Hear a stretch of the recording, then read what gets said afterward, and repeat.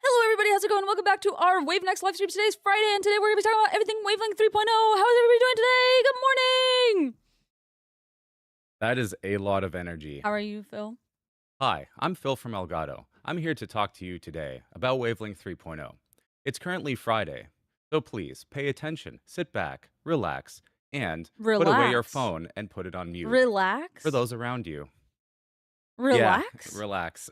I will not be relaxing. Because we're talking? It's the matcha talking. It is the matcha. Today was the first day that in the morning before coming to the office, I was able to make my matcha. Every single day, I'm like, I'm going to make my matcha tomorrow. I did not make my matcha tomorrow until today. Finally made my matcha. Chat, raise your hand who's had a matcha before. I guess, what do you do, like a cold drink version of it or something? Yeah, matcha latte. Matcha latte, nice.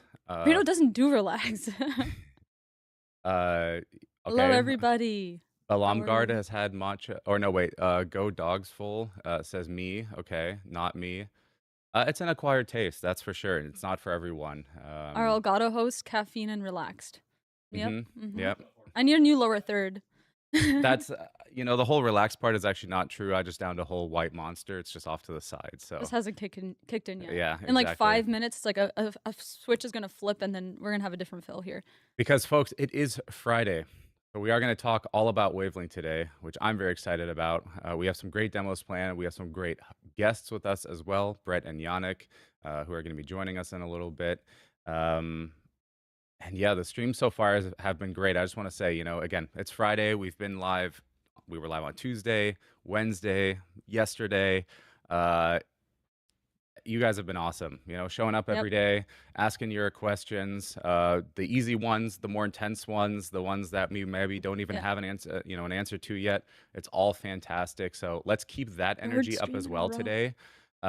Jake says third stream in a row, and you had great questions. I remember the Wavelink Pro stream. Sorry, Wave XLR Pro. See, it's Friday. So keep that energy up, chat. Keep asking us those good questions. If you're wondering about, any of the features of Wavelink, today is the day.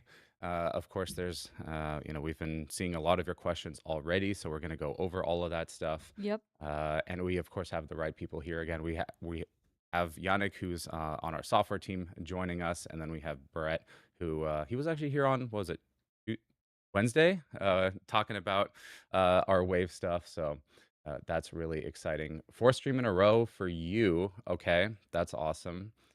Very nice. What is that? Flea TV. Wow. Thank you for being here. Flea. Please step us through setting up the software slow and steady. That is the plan. So we are going to do that. We're going to literally go slow and go over, basically you have Wavelink 2, you have Wavelink 3, what are mixes, what are channels, how do you add your software in, how do you add your hardware in, how do you add effects in there, how do you bring that into, say, like OBS or something like Discord, for example. So yes, we're going to run through all of that today. And yeah, hopefully by the end of it, you'll be an expert in Wavelink 3.0, and, you're going to tell everyone else about it, and, they'll want to start downloading it and using it. We've got Micah, who says that they're looking forward to this. Wave is their first stream mic they bought and they still use it. That's awesome. Yeah, you guys are going to see lots of exciting demos. Having fun with Wavelink, such a lifesaver. So glad to hear. I've been telling them since the beta. Yeah, Vic has been on the beta. And since we're talking Wavelink 3.0, just want to give a huge shout out real quick to our beta testers who helped us, make this, awesome new software, and it's also free for everybody. So we wanted to make sure to really, find the issues that our beta testers were having, try to solve them before the full release. So it's a huge shout out to our beta testers for taking the time to review the software, give us your feedback, some of which inspired some new features that we weren't even on our roadmap yet. So huge thank you guys for your diligence and for being willing to test some of our new software. I think we had over, like, certain posts on the beta, we had over 400. So we did that on Reddit, which, by the way, if you ever want to check out the latest and greatest, head over to our subreddit. We had over 400 comments on some of those posts. I think we had many thousands of comments throughout the entire beta period, which is just insane, right? All of those really great discussions, all of that really great feedback really helped our team drill down and figure out, what we can do better, what we need to fix up. And obviously there's still more to come, right? Just because we released Wavelink 3.0 doesn't mean we're done. It's not like we're going, all right, that's it. No, not at all. In fact, you might even get a sneak peek of some of the stuff we're doing and we're thinking about today. Yep. But We're not resting on our laurels. And this week also I not certainly am not resting. because I'm not sitting on any laurels. So I don't know. I don't have any to Yeah. sit on. No, this is But embrace. This isn't laurels. hey, Also, we have 12 pack in chat who says they bought Wave XLR Dock 2 Mark II Stream Deck Plus with the red dials, XLR cable, and Wave Mic Arm Pro today. That is quite the upgrade. I hope you use that bundle builder. yeah. That is awesome. Wow. Oh Actually, my god. maybe A we lot of people are can. receiving their products today, I by the was way. about to say, like, Yeah. that's really cool. I've been seeing some comments coming in on some of the other platforms. There was a slight hiccup with the XLR Dock Mark II that I just want to Yeah. mention really quick. So there was a slight hiccup on our end in terms of there was like warehouse processing stuff. So you might have gotten an email that if you ordered the XLR Dock Mark II, that it's coming sometime in April, like a month from now. That is not correct. So It's an that early April Fool's joke. it, Not really. unintentional early April Fool's joke. So if your XLR Dock Mark II email said it's coming in April, that's not correct. Our warehouse was just sorting through some stuff, and you'll get an updated email with an updated ship time. That shipment should happen early next week, and you should probably get it next week. I'm saying should because obviously there's still differences here, there, and location, Different all of that, different regions. regions, but yeah, so you should be getting your XLR Dock Mark II next week if you ordered it this week. In fact, some people already are getting it. So again, just a slight issue there with the messaging coming from our audit because it's an automated system, you know. So it's like, hey, this is gonna take a month. It's like, whoa, no, no, it's not. Just wanted to clear that up there. So we do apologize for that. Of course, it's not great to see that message when you get excited and when you just purchase the product. So yeah, keep that in mind. Be on the lookout for another email that simply tells you a more accurate date, or also just log into your account and check your order status there. That'll also be up to date. Yep. And a Um, quick reminder that all the products except for Wave XLR Pro are shipping.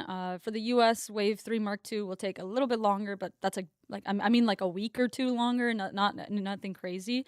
In Europe, I believe all of them are shipping except mhm. for again Wave XLR Pro, which will be available in Q2. And to answer your question, Gnarly, Wave XLR Pro will release in Q2. We don't have any more specific info there to share. We're still kind of like ironing out when that will be. But if you sign up on our website, which by the way, we did get your feedback on the streams this week about the confirmation email when you sign up. So Do sign we have up. an update on So that? yeah, we do. Sign up with the notify me button. You might not receive an email today, but tomorrow you can check back in, and for especially US, you should receive an email there for that early access email. So yeah, To let you know that you have the confirmation that you've signed up, and then in Q2 you'll receive that email for the 72-hour notice. you want that Wave XR Pro, go to elgato.com, find the Wave XR Pro page, click on Get Early Access, type in your email here, and hit sign up, and then you're good to go. While supplies last, you will, yeah, Yep. you will get that early email.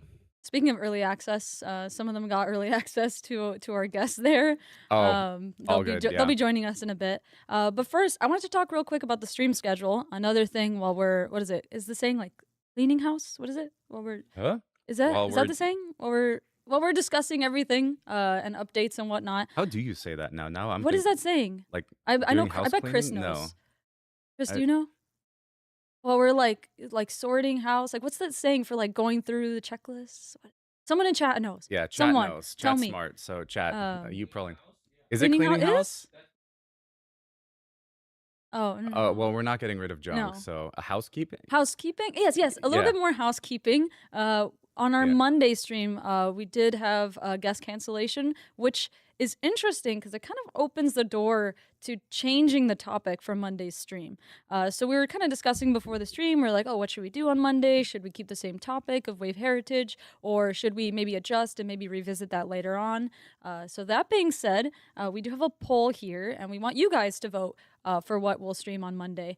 So we have, I believe, 4 options. If we can bring that poll up, I think some people accidentally said some numbers, so I'll reset that really quick.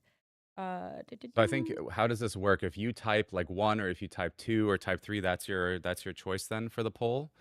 Oops. Yes, I'm And working yeah, on so it. basically we have Monday and we want to open up the option to you guys. What do you guys want to see? Yes. We have 4 options here. So the first is like a Wavelink 3.0 setup guide. We're going to go over a lot of that today, but what we could do on Monday is really just like keep it simple, keep it easy. Go through things like, okay, you add your mixes, you add it to OBS. We could do more custom things about like creating soundboards, and basically just spend a little bit more time, not on the higher level, but just go into the actual like setup part of it. There's also just a general Q&A session where it's kind of broad across everything. We could go more advanced with Wave XLR Pro, so really deep dive into all the configuration, the settings, how the virtual devices show up on your host PC, how you connect your aux PC. We had Stefan on yesterday. We went through some of that stuff. There was a lot of information there already, so if you do want to check out that VOD, please do that. But we could go even deeper if we wanted to on Monday. Or we could Do you have to keep going? I feel like they gave you their answer. Chat, I just want to be thorough. I just want to be thorough. And then we could also do a more of a beginner high level Wave XLR Pro, just looking at, again, all the connections and kind of how you, keep, plug certain things in. Maybe we'll get out a little whiteboard and do some drawings or something like that. But okay, I think the answer is pretty clear. Yep. I get it. I hear you guys loud and clear. Wavelink 3.0 setup guide. So that's like 20 votes. That's awesome. Wow. Okay. You guys want to see a more, slower 36? Wow, I can't read the exact number from here. I need my glasses. 36 votes. Wow, you guys want to see that? So, well, there's that on that. That was easy. I was wondering if we'd get a tie or anything because I know you guys. Also I thought it was going to be more Wave XLR Pro personally, but hey. I think we split the vote. That was a problem. But no, we're good. Even if you combine them, Wavelink 3.0 setup guide wins. So that's awesome. It also applies to most of you, obviously. But I think we have a quick. Very special. That's right. Very special. Pause. Just very unique giveaway. Very. Just prepare. We're gonna give away Wavelink 3.0. So if you're interested in trying Wavelink 3.0, we're about to start a giveaway here with a giveaway keyword to win Wavelink 3.0. So let's see. What's the keyword? What's the keyword? We're giving away, you have to type Wavelink in chat to enter the giveaway. So if you'd like to enter the giveaway for Wavelink 3.0, go ahead and type Wavelink in chat and we'll have some lucky winners win. So yes, go ahead and enter for a moment here. Just type Wavelink in chat. I want to win this one. Good luck. All right. There will be. You can enter our Wavelink 3.0 giveaway by typing Wavelink in chat. Look at all these entries. Yeah. That's awesome. Make sure you're following Elgato. Yeah, make sure you're following Elgato because if we roll for the winner and you aren't following, then we may need to well, we'll see what happens. All right. I think we're good. Let's go ahead and draw the winners for this giveaway for Wavelink 3.0. So let's go ahead and draw those winners. Do we do a countdown? 10? Nah, just draw them, Jasmine. No, 10, Jasmine. 9, 8, 7, 6, 5, 4, 3, 2, 1. Congratulations. Is that? Let's see. Does that All right, say everyone? We've got SCD. We got Dylan. Congratulations, you won Wavelink 3.0. Keep drawing some more winners. Dark Night Train won. Tay Panda, you won Wavelink 3.0. Ordinary Honky. Janvier, you won. That JK won. Sean Champagne won. Hero won. Sis Opmaster, you won Wavelink. You are getting Wavelink 3.0. Isn't that awesome? You guys, you guys all won Wavelink 3.0. Dang, congratulations, everyone. You all won Wavelink 3.0. It's the biggest giveaway ever. Yeah, it's our biggest giveaway ever. Literally everyone in chat. If you're in chat right now, you're a winner and you can download Wavelink 3.0 right now. Yep. Do I have to log this in my budget? Wavelink 3.0 giveaway, $0. Mm-hmm. I'll type that real quick in my budget. So yeah, congratulations, you all win because Wavelink 3.0 is free for everybody on Windows and Mac. So if you would like to download it, check out the link that will be in chat. W Troll, thank you. It's Friday. I'm allowed to troll all of you guys on Friday. You get a Wavelink. You get a Wavelink. You all get Wavelink. Dark Rain. Yay, I could finally use Wavelink 3.0. Yeah, before that you downloaded it and it just was like, no. Yep. But now you can go ahead and use it. Yes. And just for total clarity, it is free. This giveaway was a joke. You have it. Just download it. Thank you for entering the giveaway. For legal reasons, this was a joke. You may download Wavelink 3.0 for free on Windows and Mac at your convenience. Thank you, legal Phil. All right. Oh, thanks for being. Thanks for entering our giveaway. Thanks for entering the giveaway. Thanks for being amusing cool. us. We thought that was going to be kind of fun, and it was kind of fun. XLR Pro early sign up still not working. So if you do sign up, it might just be that you don't get a confirmation email, but trust. Your email is like in the system then. We'll make sure we'll double check again with our web team to make sure that Yeah, they're that working that's on it right working. now and Okay. testing it. So Yeah. if you don't get anything today, try again tomorrow, and then that should give you an email or at least confirm that you're already signed up. Yeah. Yeah. Uh Thank you for your feedback. Giveaway on the rug. There's no that one.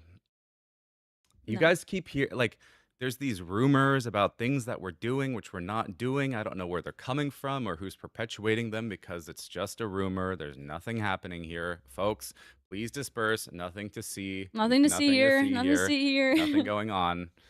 Uh uh Pianist, first time that I win and it was free. Well, isn't that the best part? Like you dude, everyone's a winner, right? All of your fellow all of your friends in chat, everyone wins. That's so cool. Uh, will we be incorporating Wavecast setup into Wavelength 3.0 stream today? We can talk about Wavecast and how that would work. Absolutely. Yep. Yep. Once we get to that section, that's probably going to be a little bit later, just because of that's a little bit more advanced with Wavecast. You're already talking about like dual PCs and moving audio over network and stuff like that. So that'll probably be later once we've covered all of the kind of core features. We've introduced Wavelength 3.0.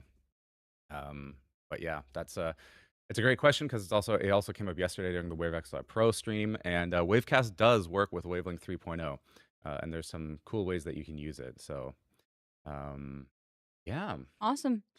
So yeah, that being said, let me just go through the stream schedule for the next week now that we know what we're doing on Monday, and we're revising our plans. We'll get this graphic updated for the next time too. But yes, on today, obviously we're talking Wavelength 3.0, and then Monday we'll also be talking Wavelength 3.0, but a more like guide from installing to using to different setups, like a way more in depth. Whereas today we're going to talk a little bit more about like the reasoning behind certain things with Wavelength 3.0, like the intention, some cool ideas for you, talking more like about the software itself and a little bit less about like tutorial for you specifically how you can use it in your setup. So we'll be going over that now on Monday, and then on Tuesday we'll be going over we actually were speaking with Lewitt, talking about kind of the story, working with them to create all this awesome audio hardware, and then Wednesday we'll be doing a maker spotlight and talking about a bunch of new products that are coming to marketplace that I think you guys will be really excited to see. And then on Thursday, we'll be going over Stream Deck Plus XL control with Wavelink, which we'll also touch on a bit today and Monday, but going more in depth there, showing the Wavelink 3.0 plugin that is free and available right now. So if you have a Stream Deck, you can get that installed, but also talking about how other Stream Decks can control your audio. Then we also have streams the whole week in a bunch of different languages. So if you speak Spanish, French, German, Portuguese, or Japanese, you can tune into those streams throughout the week as well and say hi to our awesome region teams. But yeah, that's we're for the English streams. This is our halfway point. We're 4 streams into 8 streams, but we still have technically a week and a day left of Elgato streams in general, which is awesome. Yep. yeah. I'm gonna sleep so good this weekend. I'm gonna sleep so good. We should start streaming over the weekend. Oh yeah, we might as well. Oh, yeah, kidding. the whole team in the background, everyone just Yeah, like, whoa, oh yeah, no, whoa. what are No, you I'm doing? kidding, I'm That's kidding. crazy. I'm kidding. Yeah. So yeah, awesome. All right, cool. So all of that being said, I believe we have a creator video here. I'm actually trying to find it. I had my list and I lost my list. I So believe it's I Am stall Fall for from me. Grace. It is. And she's going to be talking about something Wave next. I also don't know the topic right out, off the top of my head. She's awesome. But yeah, I Am Fall from Grace. I believe it's specifically Wavelength 3.0. Oh, I okay. remember that. Yeah. All So right. together, our brain cells can ring you. Made it happen. So stick around. We're going to be right back talking with Brett and Yannick all about Wavelength 3.0. For now, check out this video from I Am Fall from Grace.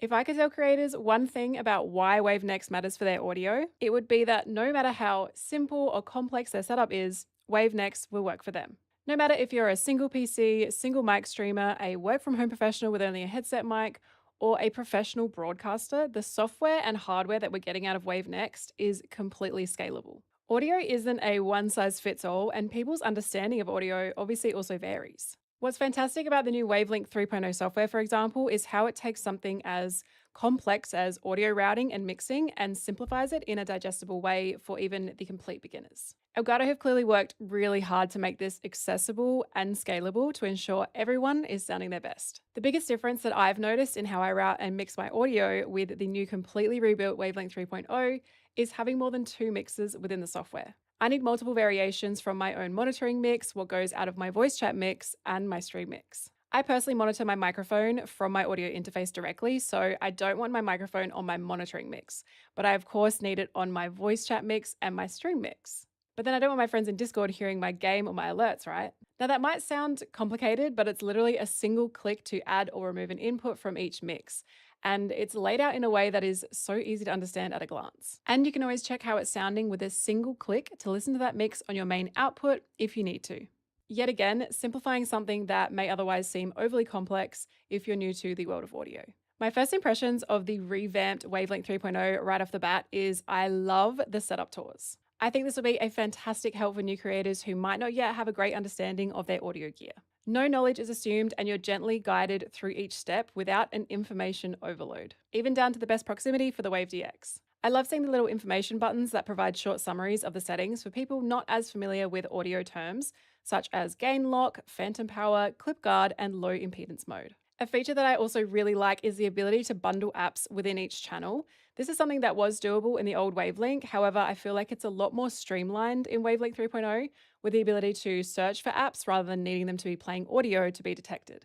VSTs have also never been easier to add and keep track of thanks to this beautiful new UI design. A lot of the features that people love about the new Wavelink 3.0 were also possible in the old Wavelink software, but they were perhaps a little easy to miss if you didn't know what you were looking for, like toggling on and off VST effects. In Wavelink 3.0, they are very obvious on-off toggle buttons, which you can't miss, and that goes for when a channel is muted as well. The team have absolutely smashed the UI design out of the park. I absolutely love having Elgato Marketplace open in the app. This is such a win, and it totally streamlines the process of searching for, downloading, and adding VSTs like the Elgato compressor, Elgato EQ, and the noise removal. And one last little feature that I think could easily be missed is the locking.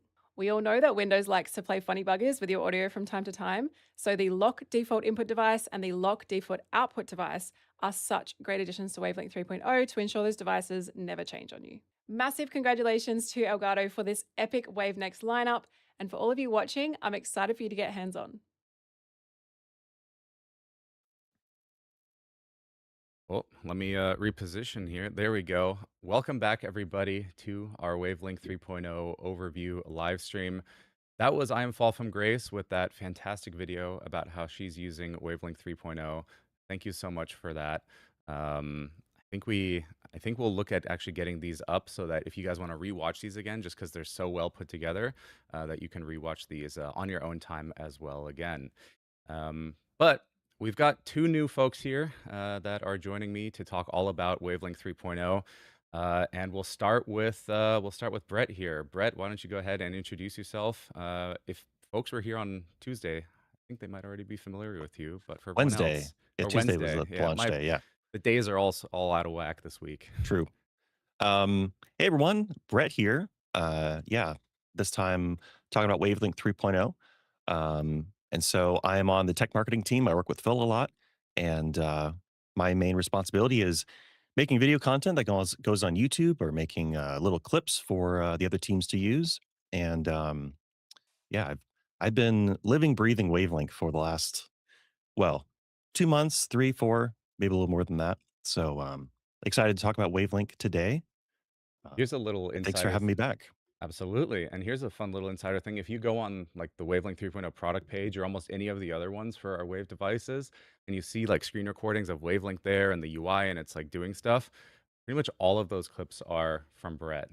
Yeah, So if a you lot of also see recording. anything that's, you have feedback, just, If anything's wrong, yeah, don't tell me. Um, exactly.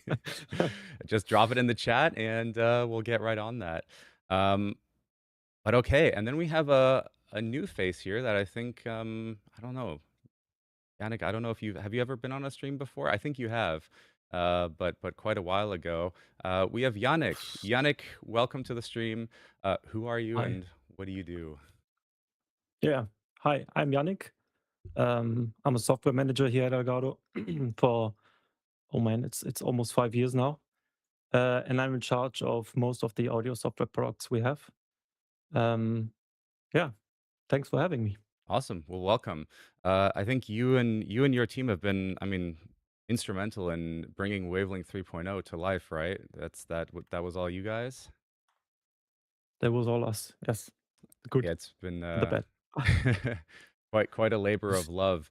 I think even for my own just curiosity, when did we get started on Wavelength 3.0? Because obviously we had Wavelength 2.0, that big update, Yeah, and then Wavelength yeah, 3.0, but it was kind of already being worked on then, right? yeah. It's a bit tricky to nail down the time when we actually started with it.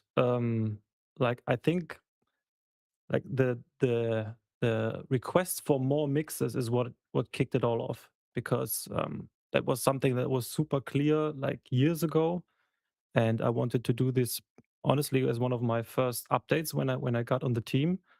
But it was super difficult to build that into the UI, so we started concepting, and that is what then evolved into 3.0. And there were many feature ideas along the way. Some of it were so big, and we were already ready to release it this became then Wavelink 2.0. And yeah, now with the full redesign and all the new features, I'm happy to launch 3.0 with the entire audio team. It was actually, I mean, it was kind of funny because I think we launched the big Wavelength 2.0 update with adding, basically one click to add apps, Yeah. and voice focus in there. But we were already all like, I mean, you guys were all working on Yeah. Wavelength 3.0 already. Yeah, you can Um, see the DNA there in 2.0. Absolutely. Yeah. Well, cool. Why don't we kind of on that note, take a look at Wavelength 3.0, and it's gotten quite a big redesign, right? It looks completely different. Yes. It is, it's got a lot of features that our community has been asking for a number of years at this point, right? More mixes, more control. Um, Just exiting out of Phil right there. yeah, I don't want to have myself on there as well. Um, so what was kind of why did we go, and you kind of touched on it already, but like, why did we go this route of just actually completely rebuilding the software? Yeah. So as I said, it started with us thinking about how can we incorporate more mixes um, into the back then old design of Wavelink, and all the approaches that we took. Kind of, it looked more and more like an app that, on first glance, puts off most users. And Wavelink, at least to me, and is something that always had users in mind most of the time that were starting out, that wanted to have an easy access into something that is, when you dive deep, can be like really difficult. Like the entire audio management can be like something that's really complicated. So we didn't want to go down that route, and that's why we kind of started redesigning it. And while we were doing it, like we were also exploring new frameworks to make it look and also feel fresher. And yeah, Yeah, and I think it turned out really, really nice.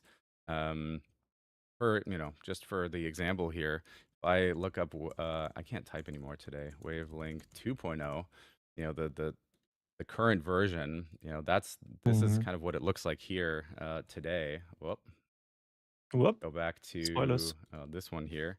Uh, little sneak peek at what we might be. Why is it doing that? Little sneak I don't peek. know. Okay, little sneak peek there. But essentially, this is what Wavelength 2.0 was, and Yeah, you could add your, what is it, up to 8 channels, but you were really limited to just two mixes, or I mean, it was kind of three, right? You had your yeah, monitor 2.5. I mix, always called it. Yeah, yeah, 2.5, right? Um, so that was one of the biggest inspirations to just basically give you more mixes, right? And to also give you control over those mixes. exactly. Yeah. Um, so then the And I other, and I think oh, at go the ahead. time, just wanted to say, I think that was when microphone effects came out as a feature. It was, we kind of understood that people definitely were asking for more, and microphone effects was a way to try and just, because we had so many questions about, hey, I just want effects on my mic that I can use in Discord, and they didn't want to use up their stream mix or something like that. So microphone effects was a way to account for all those requests with a very relatively simple feature update. And then at that point, from all the feedback we were getting, that accounted for now we're up to 90%, right, of all the use cases people had for that. And now with Wavelength 3.0, we're getting up to 98%, 99% of Mhm. what, basically the vast majority of people are asking for. Yeah. Um, Which is exciting, and the cool thing too is now it's free and anyone can use it. Um, and on that note, you know, Wavelength 2.0 was locked to essentially you had to have a Wave device, and Wavelength 3.0 is free. Anyone can use it. Um, so what was kind of our thinking there? Like, why did we go ahead and do that? Like, why is it open to everyone now? Mhm. Um, yeah, I mean, I might be a bit biased there, but to me, like a good sounding stream is like the most important thing. I think I can watch a stream that sounds good and looks bad for longer than the other way around. Oh yeah. So I mean, so my goal was always to get as many people access to having like an easy audio management tool on their system as possible. And gating the mixer behind our hardware. Not everyone wants to maybe use a wave device. Maybe you're attached to a different kind of device that you maybe use for a long time or whatnot. And gating the software solution behind the device didn't feel like the right move going forward. When our goal is to enable as many people as possible. Yeah, and also if we look at the state of, I mean, what is it on Mac OS? You don't even have individual app control. Like you just don't have True. any way to do that. Yes. Like there's no kind of operating system mixer. And then on Yeah. Windows, sure, you have something like that, but I can pull it up here. It's like you have to dive in here and you have to, I think, yeah, if you have to scroll down, I mean, it's just not intuitive, it's not easy, and it's just not right there for you. So that was Mhm. also a big part of it. Is hey, now you have this free piece of software that anyone can use with any microphone, and it gives you quick access to all of your sound controls if you need it, and if you want to go deeper, then obviously if you want to build out different mixes for all of your content for say a podcast setup or a live stream, then uh, you have that option there as well.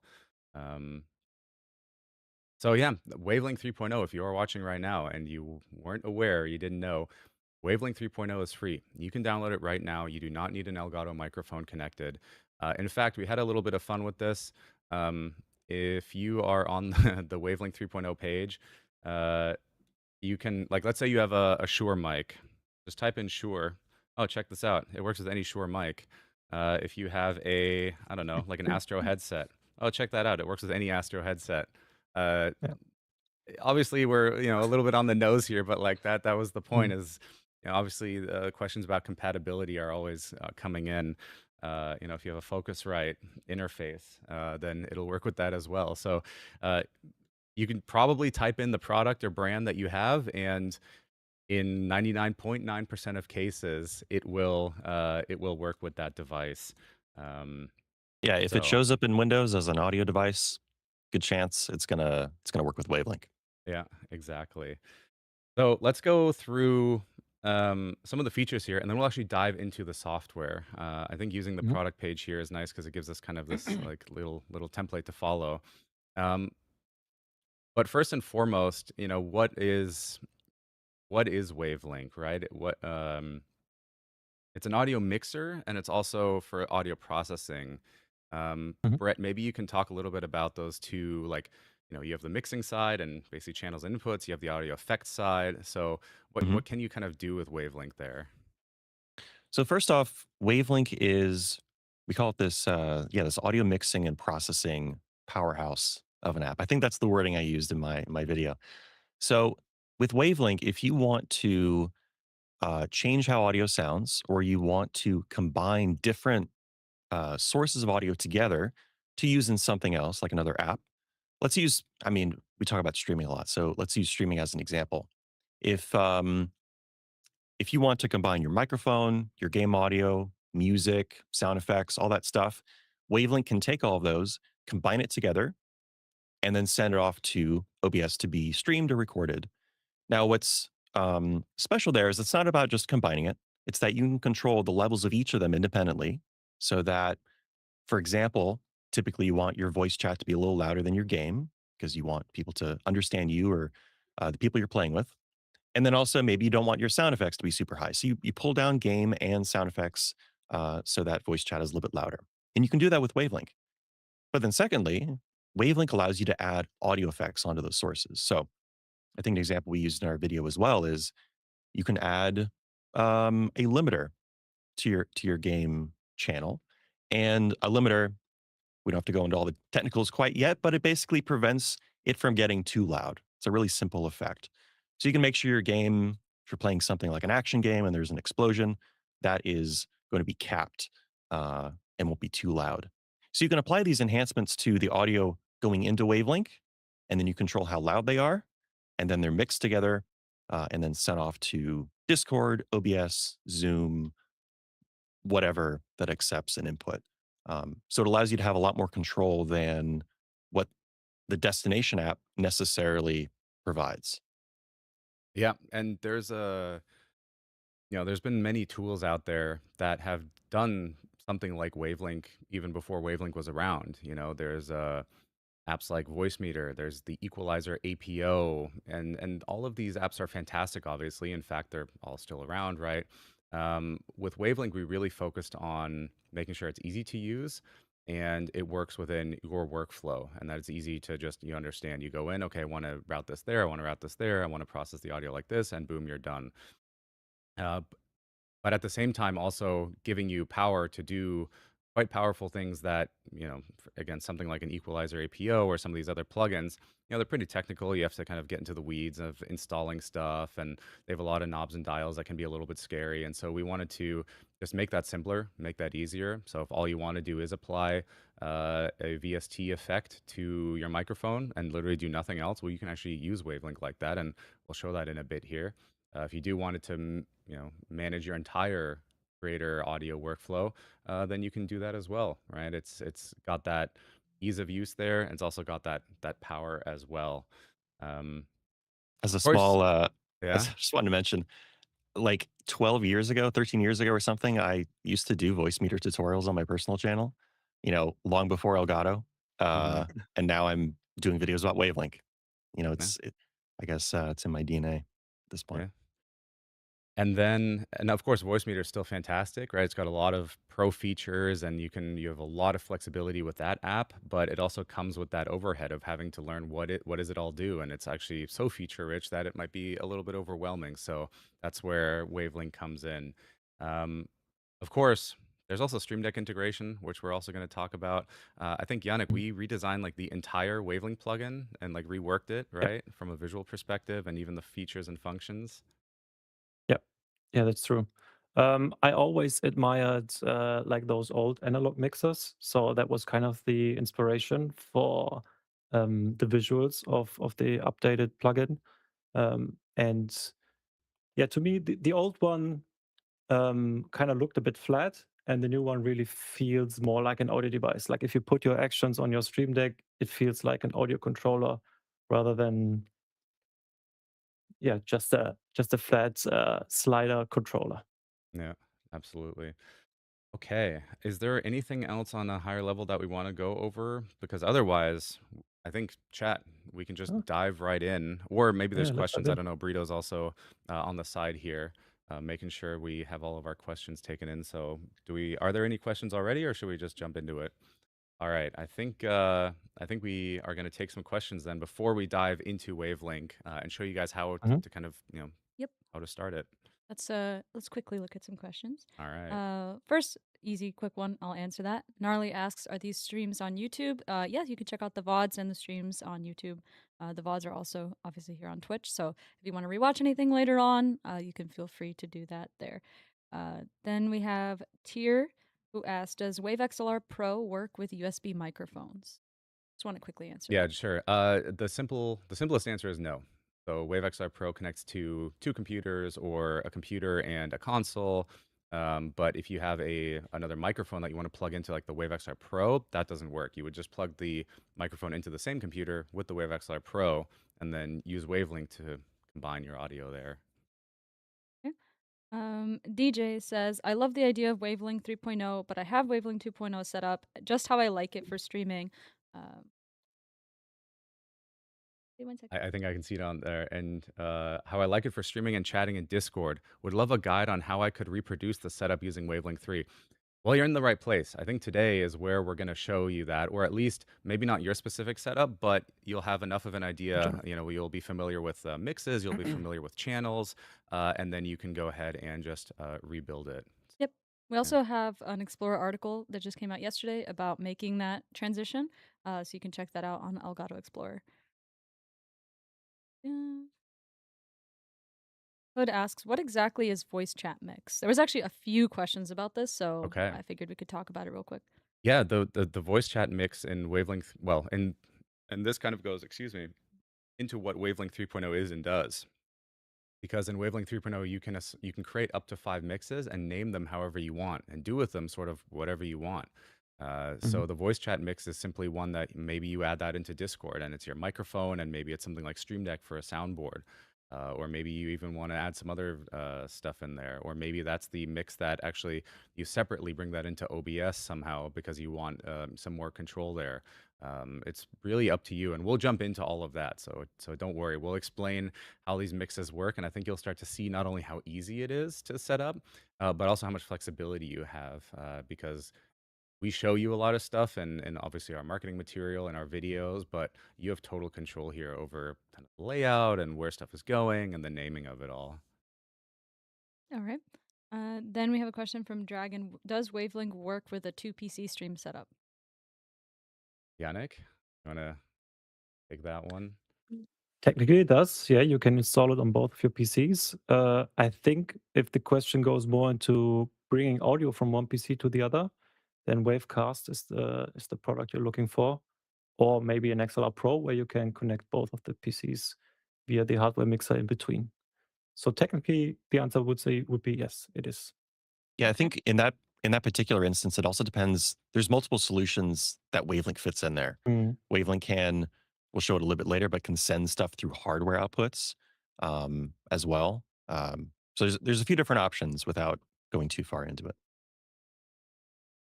Vic asks, how does this work with voice mod? I know there's a mention the other stream. I think we'll be able to show that as well.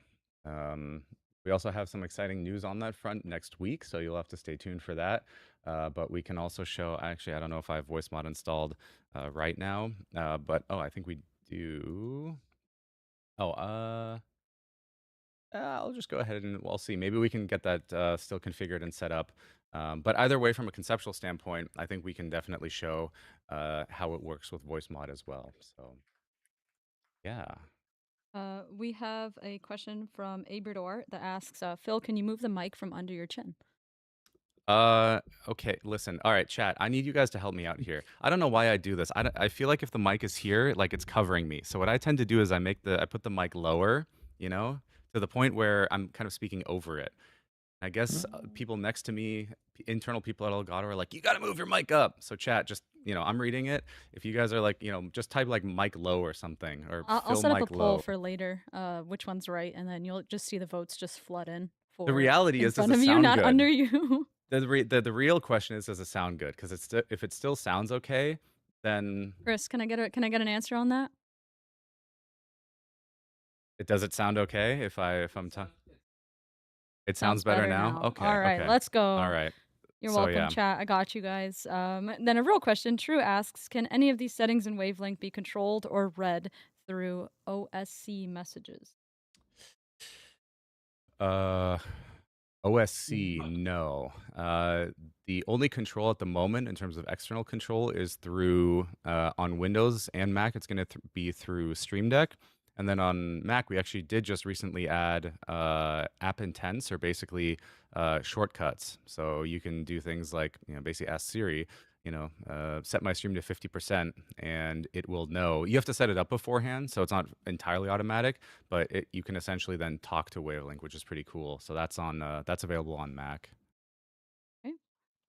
Annie asks, can we import our mic effects settings?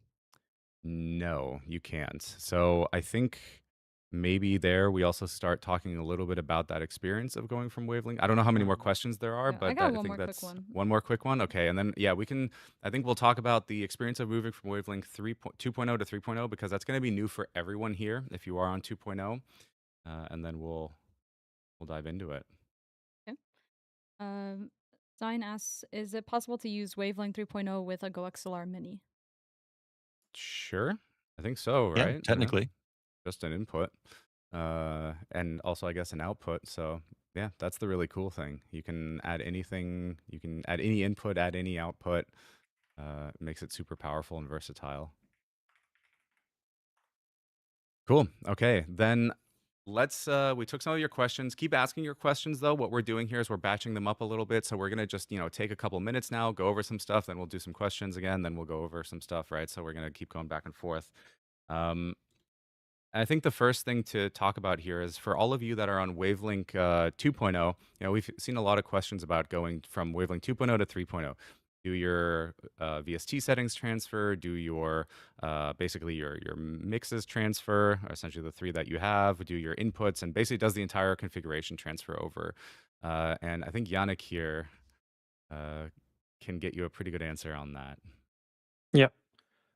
So right now there's no migration from 2.0 to 3.0. Reason is it's a completely different app architecture, and also the thought process there was that if we migrate all the settings, the user might run into issues where you never really learn how to use the app yourself, and then certain settings were done for you in the background, and you maybe don't know where to change them yourself. So yeah, that's why we currently have no migration. But I'm aware that this is suboptimal, and we're looking into how we can address that issue. And I think for those of you watching in the stream here after today, you'll be totally fine as is. Or if you just spend a couple minutes outside, just clicking through everything. Change can be scary, right? It is definitely it's a new user interface. The high level idea though is the same. You still have essentially your mixes, you still have your inputs, you still have your channels. It just looks a little bit differently. And so that's I think really the biggest hurdle to get over. But like Yannick said, it is worth taking that time because if we did migrate everything for you and you go into the app and then say you start your stream and now suddenly something isn't how you expected it to be, now you have to go into Wavelink and kind of figure that out maybe while you're live, right? And that is because you didn't have to reconfigure it. By doing that, you're actually putting yourself in the position of now you know the entire app and you kind of know how everything works. So then you'll be, in a much better place there. Um, Yeah, yeah. I think in general, like you get 90% of the functionality within about 3 minutes of clicking around in Wavelength 3.0. It's really fast to set up because you see everything in the mixer view. Um, I keep forgetting my hands aren't on screen. Um, you see everything all at once from that bird's eye view, and I think it's very easy to get to like again, you get 90% of your functionality there. Of course, setting up VSTs with the custom settings and also the way in which they're being ordered does take some time, I will admit, especially if you have custom EQs and Yeah. all those different layers in there. But I think just give it a chance. It's really quite quick to configure. So it's better for us to actually show you what that means when we say it's quite quick. So I think at this point, let's jump over into Wavelink and actually take a look at it. Uh, Yannick, do you want to? I can drive here. I can show stuff. If you want to talk about Mhm. kind of this initial, like, what's the Sure. experience when you first plug in your Elgato Wave device? What do you see? What do you get here? I guess you actually start technically on this view, You right? start there, yeah, and you start on the device onboarding tour. So this is how we would welcome a new user, because I mean everything starts with a well configured microphone. I mean most of the people who are trying to mix their audio have a microphone, so they kind of want to start there. And if you have a Wave device, this is where you're going to start. And then you're getting handholded, you're getting shown how the device works, what the different capabilities are. There are nice little videos, maybe, so you don't need to read read all that much if you're lazy like me. uh, and yeah, you get to know all the ins and outs of the hardware. And later on, um, there are even some like actual interactions where you can like in this very screen there that Phil's currently showing, audio is playing, like you can unmute it, so you can set up the output volume, not like in an arbitrary volume, but against actual audio playing back. And this is then also the philosophy of the next steps. I You think want to say also something? there's something really cool to mention here, which is, it shows at the back here that it says headphones connected. Oh yeah, yeah. If I disconnect my headphones right now, check that out. It actually, oh, and I think I might have Um, touched the USB cord. Uh, so that, there, let me go back into that. But essentially, what happens is we actually, on all of our Wave Next devices, have jack detection. So we also know that your headphones aren't connected because the Wave 3 Mark II here, or your Wave XLR, your XLR dock, it knows that there's nothing plugged in. And then when I go ahead and plug it in, it will go ahead and, or it should, I think yeah, maybe so that USB reconnect. if you Give me don't one. hear anything, there's a good chance, you know, check the app to see if your headphones are actually connected or the microphone detects them. Uh, Mm, Exactly. I think it plays some nice music there. mm. Yes, and we'll talk about music in a bit because we also have a request. The entire chat, as well as myself and Burrito, Yannick, for the team, we have a request that happened yesterday. I don't know if you were there for that, but we'll I get into saw it. that. Yeah, Yeah. I saw it. Yeah. So the next part then is positioning your microphone, right? Yes. Yes. I mean, this is a frequent mistake users make, that they speak over the microphone because they like the way it's positioned. Whoa, It's true. dang, that's cold. But okay, all right. I see how this is going. Um, um, but yeah, I the mean, you can mic. have the you can have the best and nicest mic in the world. If you position it incorrectly, like way too far away, then chances are you're not getting good sound out of it. So yeah, this hmm is key. Yeah. So, and then after that, you can actually set up your gain here using the new auto gain wizard, which is of course part of part of all the Wave Next devices. So if you do have a previous, like a Wave 3 or a Wave 1 or Wave Neo, you're not going to see the auto gain wizard. If you do have a Wave Next Exactly. device, this is what you're going to see here. I'm just going to go ahead and skip that. Or actually, let's see. Uh, I am speaking at a normal volume to test the gain, making sure everything sounds clear, balanced, and consistent. I think that I think USB reconnect there when I hit it Yeah, yeah, yeah. is causing a little There's a bit slight bug there. of a thing. I, So I'm I just do gonna. believe outside of the auto gain feature, the setup tour is available on our other Wave devices. So the original XLR, original Wave 3, but the auto gain itself is a Wave Next Yep, feature. Exactly. definitely. All right, so we'll just restart the setup tour here. We'll just jump through everything real quick. So we did, the auto gain. Then you can also check out the monitoring, which is also changed with our Wave Next devices.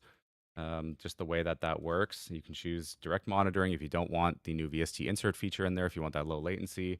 Or you can also set it back to the previous way that the monitoring worked, which is this mic PC mix blend. And then, of Mm. course, you can adjust the level here as well. Did you go into detail on the difference there yesterday, or do you think it's We worth did a little bit on Tuesday Tuesday? with I mean, yeah, Dominic, yeah. So if you want to Wednesday. oh, learn okay. more about that, I would recommend checking out that VOD, and we'll also have more details on that. But Brett, I think you had a thought there. No, I was gonna say that. Yeah, that was on Wednesday when I was on. And as a quick recap, there, I know, I just had to say it. The mic PC mix, yeah, is what we had with the sort of the Mark One, the original range of Wave devices, and this one Mhm. is more. It's more comparable to like how consoles handle chat mix. So if you've used like an Xbox, you have this slider which moves in between. I think in that case, it's more game audio versus chat, but essentially right in the middle, you're getting half chat, or sorry, let me phrase it back to Wave devices. You have half the sound is coming from the PC, and half the sound is coming directly from the Wave microphone capsule itself. And in that case, yeah, it's right down the middle. If you want to hear more of your voice, you would move it more towards the microphone. More that's coming from the PC, which could be anything from music to Discord chat to games. You move it towards the PC side. The new linear mode basically means PC is at 100%. And what you're actually adjusting is only how loud your voice is. This has a couple of benefits, such as essentially both can be 100%. So this is, yeah, if you just want, first of all, if you don't want the sound coming from the computer to change volume, then linear is the way to go because Yep. you're only adjusting your voice. Yeah. And of course, then you have that direct monitoring option as well if you don't want VSTs added in for whatever reason. So that's the experience you get with a Wave Next device and Wavelink 3.0. If you have an existing Wave device, don't worry, you also get this experience. Obviously, it's just going to be a little bit different because not all of the new Wave Next features are in there, like the WaveFX processor, which enables some of this stuff. But you get a very similar setup screen here. And at this point, you're good to go with your microphone. You'll be Exactly. sounding good, you'll hear everything. And then you can go in and now start tweaking more settings if you want to here. Like adding, if you have a Wave Next device, adding your DSP effects. If you want to, you can start adding your BST or AU effects on Mac. You can do that as well here and start adding those and configuring these. And then there's also some other settings like you can rename the device, see your firmware number, and then also some basic customization like changing the color of the mute indicator. Again, some of this is going to be specific to the device that you have, right? So Wave Neo is going to be a little bit different from Wave 3, which is a little bit different to Wave 3 Mark II. So I think that, well, and then there's also sound check. I keep forgetting about that one. We have sound check at the bottom. So what does this one do here? Yes, soundcheck is basically our audio answer to video previews in apps like Camera Hub, for example. I mean, with the camera, it's so easy to see what the effect of a slider is because you have that preview video and you just see that your image is getting darker or brighter or whatever. With audio, it's kind of difficult. So soundcheck is the solution to that. It allows you to record, sample. I think the maximum length is like 10 seconds, but doesn't matter too much. Yep. And Test, after you test. recorded it, exactly, and after you record it, if you hit play, then it kind of loops going on and on and on. And you hear it yourself. And then you can adjust all those audio effects. And in real time, you hear the changes applied to your sample. That way, you can figure out how an equalizer, for example, affects your voice. You can actually hear it and don't need to bother too much with learning which frequency ranges syllables live in or whatnot. And yeah, that's what soundcheck is for. I do want to take a quick second. I think we got rated by Nutty. If Nutty's in chat, thank you so much, Nutty. Welcome everyone. In fact, I think Nutty had also done a video on Wavelink and our Wave devices. So if you're here to learn more, well, actually Nutty's even more of an expert. So maybe just go watch his content. I kid. But yeah, thank you everyone for joining us, coming over from Nutty. And Nutty, if you're here, welcome, welcome. We're talking Wavelink 3.0 today, so that's where we're starting here. So those are the basic settings then for and that experience of getting started with your Wave device, if you have one, in Wavelink 3.0. After this is done, well, it's now time to actually start using your Wave device in a mix maybe. So you'll see here in Wavelink 3.0, there's this new Mixes and Effects tab here, and there's, of course, the Mixes. Now we click on that, and I think this is actually how it starts off. I didn't do a clean install, but this is basically how it starts off. I think it's a bit different now. I'm not entirely sure what already has been implemented and what not, but for sure you should have the system channel there. Okay, so let me just add that real quick. Oh, okay. And I think, I hope I'm not, at least on macOS, it is scanning also which apps are available on your system and which are very likely for you to be in Wavelink, stuff like your browser, for example. So they are pre-added for you. Might be that we don't have that on Windows yet, but this is something that we're looking into. All right. So let's say you're going to see something a little bit like this. And of course, this is on Windows. Mac OS is a little bit different. But on Windows, this is what you're going to see. And Yes. especially for those of you coming from Wavelink 2.0, again, this is going to look a little bit different. So, Yannick, when someone comes from Wavelink 2.0 and they're familiar with their inputs and they're familiar with the, two mixes at the bottom, well, how does that translate here? Basically, what are we looking at? What are kind of the key Mm. areas that we have? Yeah. So at the very top, like in the top row, you have your mixes. This is what was previously at the bottom of Wavelink. Above that, I mean, I said just at the very top, and then I referred to something that's not at the very top. So sorry, Phil, for that. At the very top to the right is your output selection, like your main output device you can select there, which is then later on assigned to a mix using that ear icon exactly. So again, coming from Wavelink, what you had previously at the bottom were your mixes. Those are now more to the top, and your channels that were, what is it? I always mix up vertical and horizontal. Vertical in Wavelink 2 are now over on the left side there, and you can add new channels by clicking the plus button there. And so it just looks a little bit different UI wise, but this is actually still the same experience that you have in Wavelink 2.0, where you're adding hardware or software inputs here Hmm. on this left side. So these are your inputs, and at the top, you're always going to see your hardware inputs. So this could be something like the device that you currently have connected. This could be, a system microphone. Like if you're on a laptop, if you're on, a Mac, your AirPods would show up here. In this case, we're on a PC and we have a capture card. So, of course, the 4K 60 Pro Mark II is showing up here. I also have some other mics connected, like a HyperX Quadcast 2 and a Yeti Stereo, a Blue Yeti. So, we'll cover that as well. And then, of course, your apps. Hmm. Let's start by adding something fairly basic here. Let's just go with Discord, right? I want to route Discord Hmm. into Wavelink, and this is what that looks like. It's really just that. You can just click it, or you can also search for it because at the top of this, there's that little search bar. So you could type in something like Discord. Of course, I've already added it, so it's not going to show up there.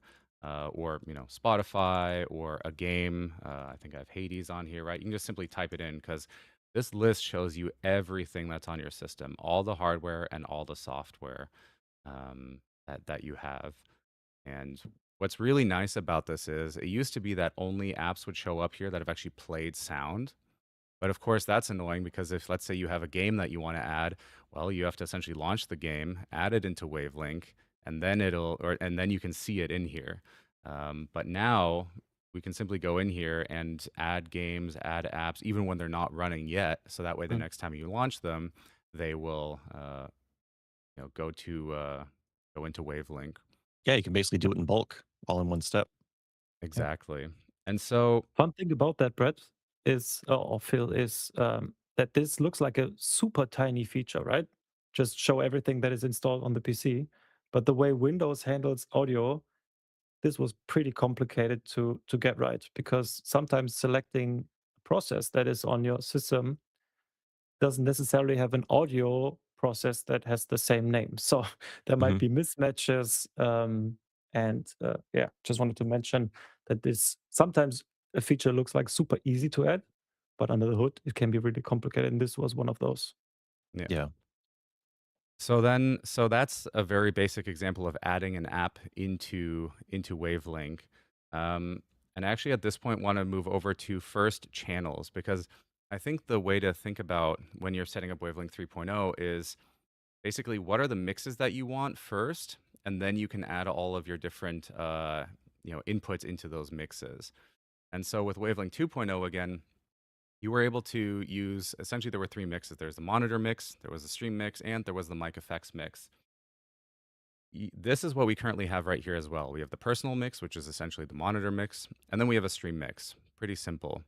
What you'll notice is that the mic effects mix is missing, and that's because in Wavelink 3.0, you can create up to 5 mixes, and you can call those mixes whatever you want. So in this specific example, if I wanted a mic effects mix, I can now simply go in here and create it. So I'll just click on this plus up here, and then I can go in. It actually auto names it as well, stream mix, but in this case I already have one. So I'm just going to go in here, click on it, and I'll call this mic effects. There you go. Now I have a microphone effects mix, the same way that it worked in Wavelink 2.0.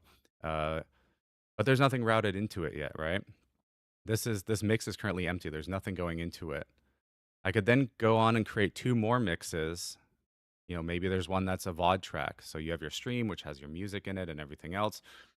Maybe there's one that, you know, is a VOD track that has no music in it because you want to leave that out for copyright reasons. Maybe you're doing a podcast and you want to record everyone and kind of into their own thing. You can do that by simply adding more mixes here at the top, up to 5. In fact, I need to make Wavelink wider to actually show them all at the same time. So Wide there you link. go. That's how many mixes you can now make. And again, this is quite the step up from Wavelink 2.0, because in Wavelink 2.0, you essentially had these 3. Now you have 2 more, and you know, mic effects. Well, you couldn't really do much with it. You could, you know, it just had your mic in there, and it had something like a sound effects channel. With Wavelink 3.0, you have complete control over what goes into each mix. So, for Yeah, example, and if you oh yeah, didn't have a use for microphone effects, well, then you only had 2. So having all 5 be totally customizable gives everyone the flexibility that they need. hmm And I mean, in practice, depending on where you click on the ear, anything is your microphone effects, depending on what you want. exactly. So we've created some mixes here. We've got the personal mix, the stream mix, mic effects. We've got a record mix and an aux mix. And then, well, how do you route audio into those mixes? That's where then the left side here comes into play. These are your inputs and what we're actually calling like input channels. Essentially, you can create up to 8 software channels, and you can have up to 4 wave channels. So this could be devices like a Wave 3, a Wave XLR Mark II, any Elgato Wave device. You can have up to 4 of them, which gives you essentially 12 inputs. Um, these inputs can also be, and let me just make it a little bit smaller here so we can see it. These inputs can also be other pieces of hardware. So, like I mentioned earlier, this could be a capture card. This could be a microphone that is not from Elgato.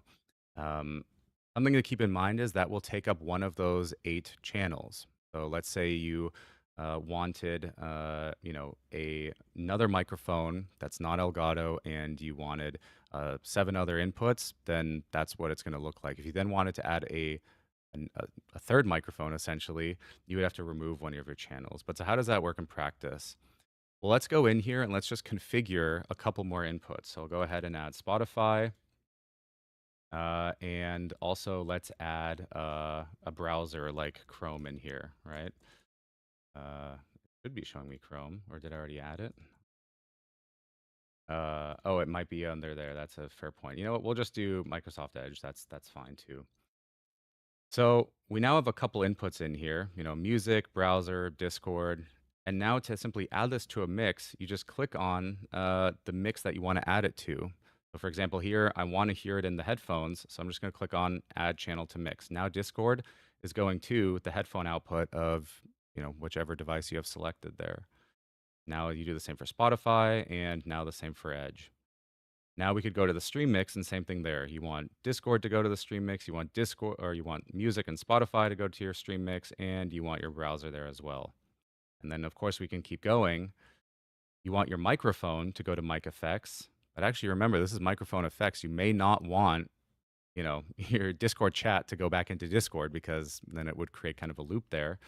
So you actually just leave it out of these. You don't click these here. But let's go ahead and, you know, for a soundboard, you want Stream Deck in there. So we just go ahead and add Stream Deck as another input. And then I will go ahead and click that for mic effects. There we go. But remember, we also want it in the stream mix, and you, of course, want to hear it as well. So we're just going to go ahead and add that there as well. And that's how simple it is to set up. You can see within more or less just a couple, like I guess it's minutes really, but even down to seconds, you can go in and configure all of these mixes and configure all of these input into mixes. And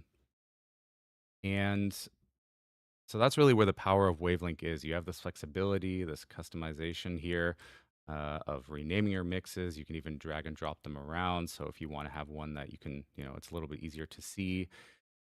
But there's something really cool about the inputs that we haven't shown yet. So we talked about how you can have 8 essentially software channels going into it. Let's say you have games. We'll do Hades here. Okay, I've got Hades in, but obviously many of us play many different games. It's not just Hades. It's Call of Duty, it's Doom. It's now Slay the Spire 2, which just came out on Steam, by the way. I was playing it last night. It's fantastic.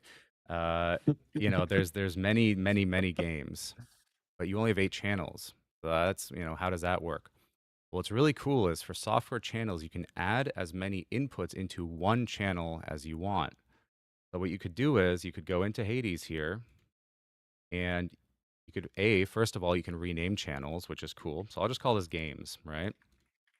And now within the channel menu here, I can go ahead and add even more apps. So I can go in and I can add, I think, did we have Helldivers on here? Yep, we have Helldivers too. I can go in and I can add Valorant. I can go in and add, did we have any more games? I'm trying to see what else we had installed. I think we had, was it Minecraft in there? Let's I could put see. Microsoft Outlook on there. RoboQuest, right? But now you can see how this is now your games channel. And so this is all of your games in here. And this just means that you're not limited really by those 8 channels, because what you can start doing is adding multiple inputs into those. And where this also becomes quite powerful and useful is with something like voice chat apps. We added Discord as a single input. But many of us out there also use Teams, during work, or we use Slack, or we use other, just Zoom. I mean, all these different combinations, right? So it's the same idea there. Just go into Discord here, and you could add, Zoom. You could add Teams. You could add, I think, do we have Slack on there? We don't. Okay, I think that's fine. We'll stick with these 3 here. And of course, you could continue calling the channel Discord if you want to, or you can just rename it to something like chat apps. That way it's a little bit easier to follow. In fact, if you wanted to change the icon, you could do that as well.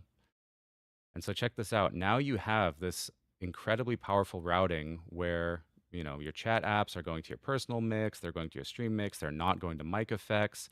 Maybe you do want them to go to your record mix though, so you just add them there. And on a per mix level, you can change the volume here as well. So if your personal mix, you want them to be at 100%, these chat apps, but for the stream, so people can hear a little bit better, you might actually lower. Well, I shouldn't actually. For the game here, you might lower the game a little bit, and you might lower music on the stream a little bit, right? So it isn't loud or going over other sources, other inputs, right? Stream Deck, you might keep at 100% because you do want those sound effects to play for everyone. So this is how you set up Wavelink 3.0. It is, once you get the hang of that, at the top are your mixes, and at the left side are your inputs into those mixes, and then you simply assign them in this routing table, it gets really smooth and really easy to set up. And I think before we go further, since we've just talked about mixes and inputs, I think unless Brett and Yannick have something to add there, we could take some questions. I think questions would be great. Also, Yep. give an idea of what people maybe are need more explanation on. Yep. Bill needs water. Oh, thank you.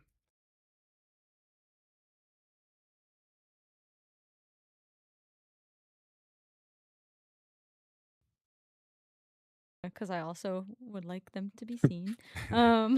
Feel free to not answer, Yannick. I'm just gonna bring them up, and Yeah. then you could be like, I don't know, or you can say no. Or Billy asks, are you planning to implement profiles so you can have multiple layouts of the routing tables?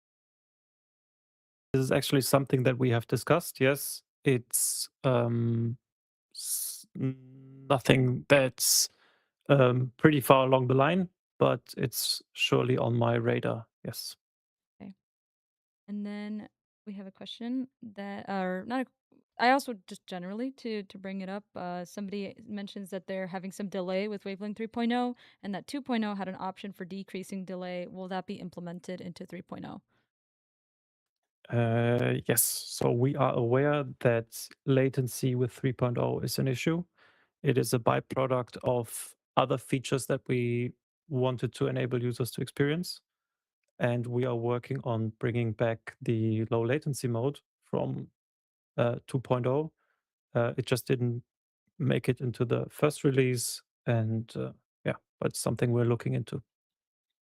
Awesome. I Awesome. think there's going to Yeah. be a lot of people happy about that. Yeah.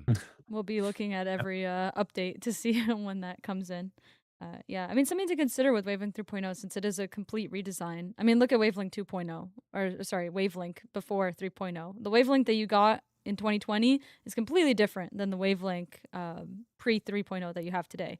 And obviously, 3.0 is a whole new reimagining of Wavelink. So, yeah, the features are just going to keep being added. And yeah, thank you guys so much for understanding that our team's working hard on that.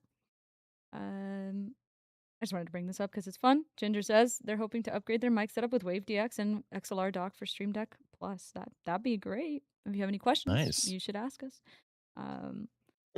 Zach mentioned that the transfer to 2.0 to 3.0 was a bummer because they had to redo their settings, but they're actually super happy because it ended up being easy and totally worth it. So thank you for upgrading. We appreciate it. And we're glad that you ended up very happy with 3.0.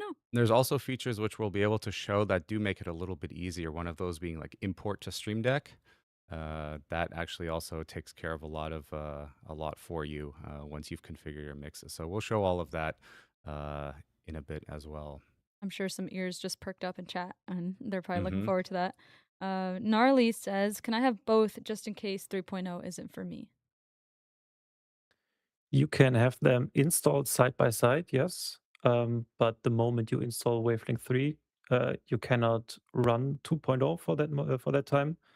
But if I highly doubt it, but if 3.0 doesn't turn out to be what you want, then you can just simply go back to 2.0 and stay on that for longer until I have persuaded you with even more features and even more greatness. And Um, you can still download 2.0. I think the links Mhm. exist. The 2.0 plugin, also for Stream Deck, still exists on Marketplace.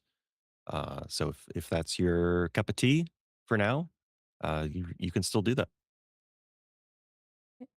Very similar. Will having Wavelength 2.0 cause conflict with 3.0? No, the other way around, maybe, because you cannot use 2.0 anymore once you have installed 3.0.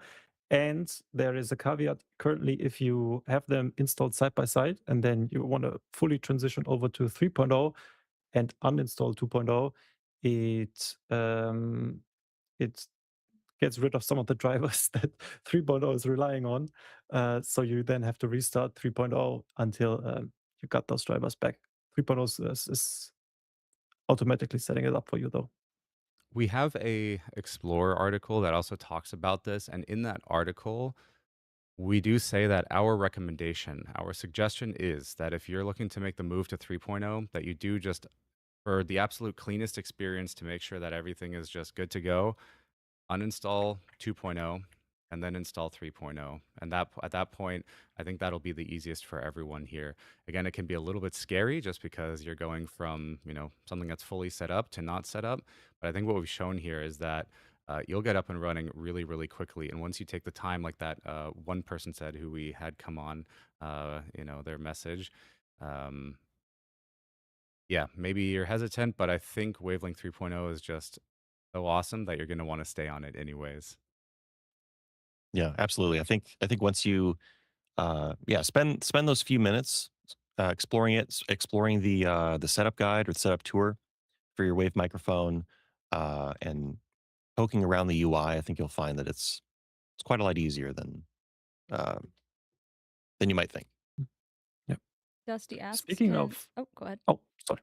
Can I just add, Yep. because we didn't show that earlier on, if for some reason a user, if you forget how to add channels or whatnot, at the bottom right, might be overlooked easily, but at the bottom right, Oh, there's yeah. like a how-to section, how to use the mixes view, and there the basics are also explained to you, so you can brush up on how to use it, how to create channels, how to create mixes, and so on.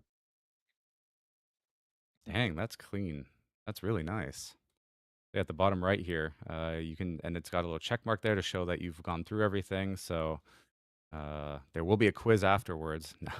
You can go through here and learn all about it. Yeah, we're gonna have a test at the end of the stream. This is all gonna be on the exam, and We then should do that. we'll mail We should do you a that one day. certificate saying you're Wavelink certified. It's not as Cool. good as forklift certified, but pretty good. Up there. What are those quizzes with the music? Not Quizlet stuck in my head. You know what I mean? Dun, dun, dun, dun, dun, dun. Someone in chat's gonna know. We're gonna have to plan one of those for a stream as a surprise pop quiz. Maybe the winner gets something. Not Get today your though. Scantron Don't worry. ready. Yeah, your Scantron. Oh, Kahoot. There you go. Thanks, chat. Dusty says, "Can Wavelink 3.0 still work with Wavecast?" It Yes. can. That was easy. Okay, who won? Next question.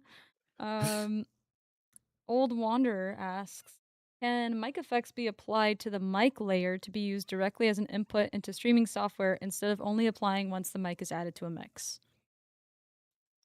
Yes. Yes, you can do that when you have a when you have a Mark II device. So for the Wave 3, Mark II, and for the XLR Mark II and XLR Dock Mark II, that's exactly possible. You just add the effects in the device view section, and when you then go into Discord, for example, and use the mic in, those effects are applied to your microphone. I see. I now understand the question. Yeah. So that's powered by that VST insert technology on the WaveFX processor as part of our Wave Next devices. So yeah, there is a little difference between if you have a Wave Next device like a Wave 3 Mark II, you add that directly into Discord or whichever other app, or do you make a mic effects? There's still one case where you want to make a mic effects, which is if you want a soundboard routed in as well. So if you're trying to use Stream Deck or you're using another application to route sounds in, that's when you would want to make mic effects. Yeah. Quick hardware question from Archie. They ask, do you suggest using a pop filter on Wave 3 Mark II? As I can't find a new one for the new mic, I use the pop filter on my current Wave 3. I believe it should be compatible, actually. If you already have the pop filter, then it should be compatible with your Wave 3 Mark II. I could go test it, but I don't want to leave the camera view. But what I will say is I can't remember the last time I used a pop filter on a Wave 3. As long as you're at a good distance, yeah, it actually has some amount of pop filter material inside of it. So it has this multi-layered foam right in front of the capsule. So it's not like a microphone where you can, there's some condenser microphones where you see the capsule right there. There is some amount of plosive protection on a Wave 3 and Wave 3 Mark II. Actually, Brett, do you mind checking that for us? Yannick and I will keep so much attention that they won't even notice that you're gone from the camera. All right. Just do your best Brett impression. Hi, I'm Brett. Welcome back to this tutorial. And hey, okay, look at that. We do have just a twofer. Oh my gosh! And then you can see so much more. Yeah. And there's our question asker, Brito. That's all I am to you, Phil. The question asker. Co-host. Co-host. Wow. All right. You need more questions now? Let's do one or two more, and then we'll jump back into it. All right. Well, first, as he says, I'm really glad you're going over this because they were looking to learn more. And I do remember you were mentioning that you wanted to learn more earlier this week. So thank you for being here and for tuning in to learn more.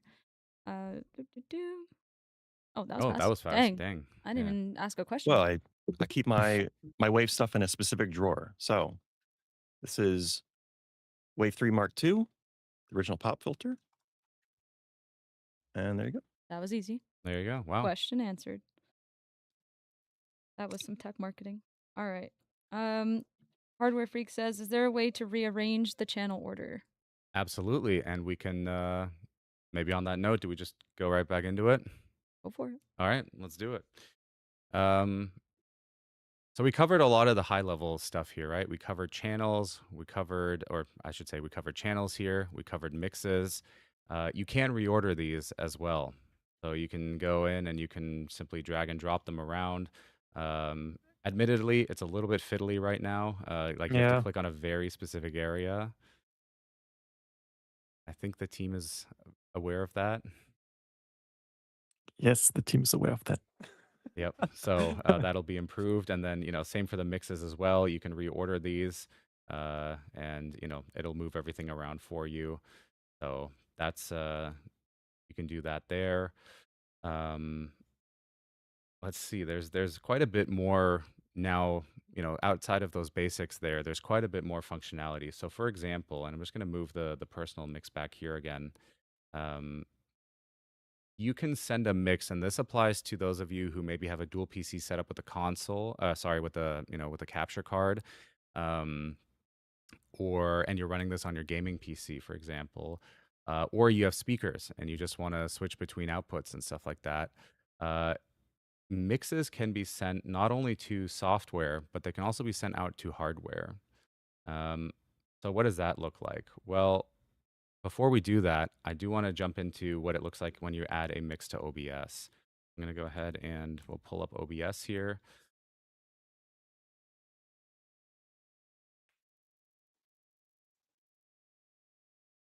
There we go. Decides to launch. Awesome. All right, so here we have OBS Studio, and you've created your mixes here inside of Wavelink. The way that we suggest adding it is by going into I mean, there's obviously multiple ways, but this is just going to be the easiest one. You just go into your audio settings, and then you have these global audio devices here, and then you have mic auxiliary audio. And it's a little bit maybe not as intuitive to think about, but a mix coming out of Wavelink is actually a microphone input or an audio input into OBS.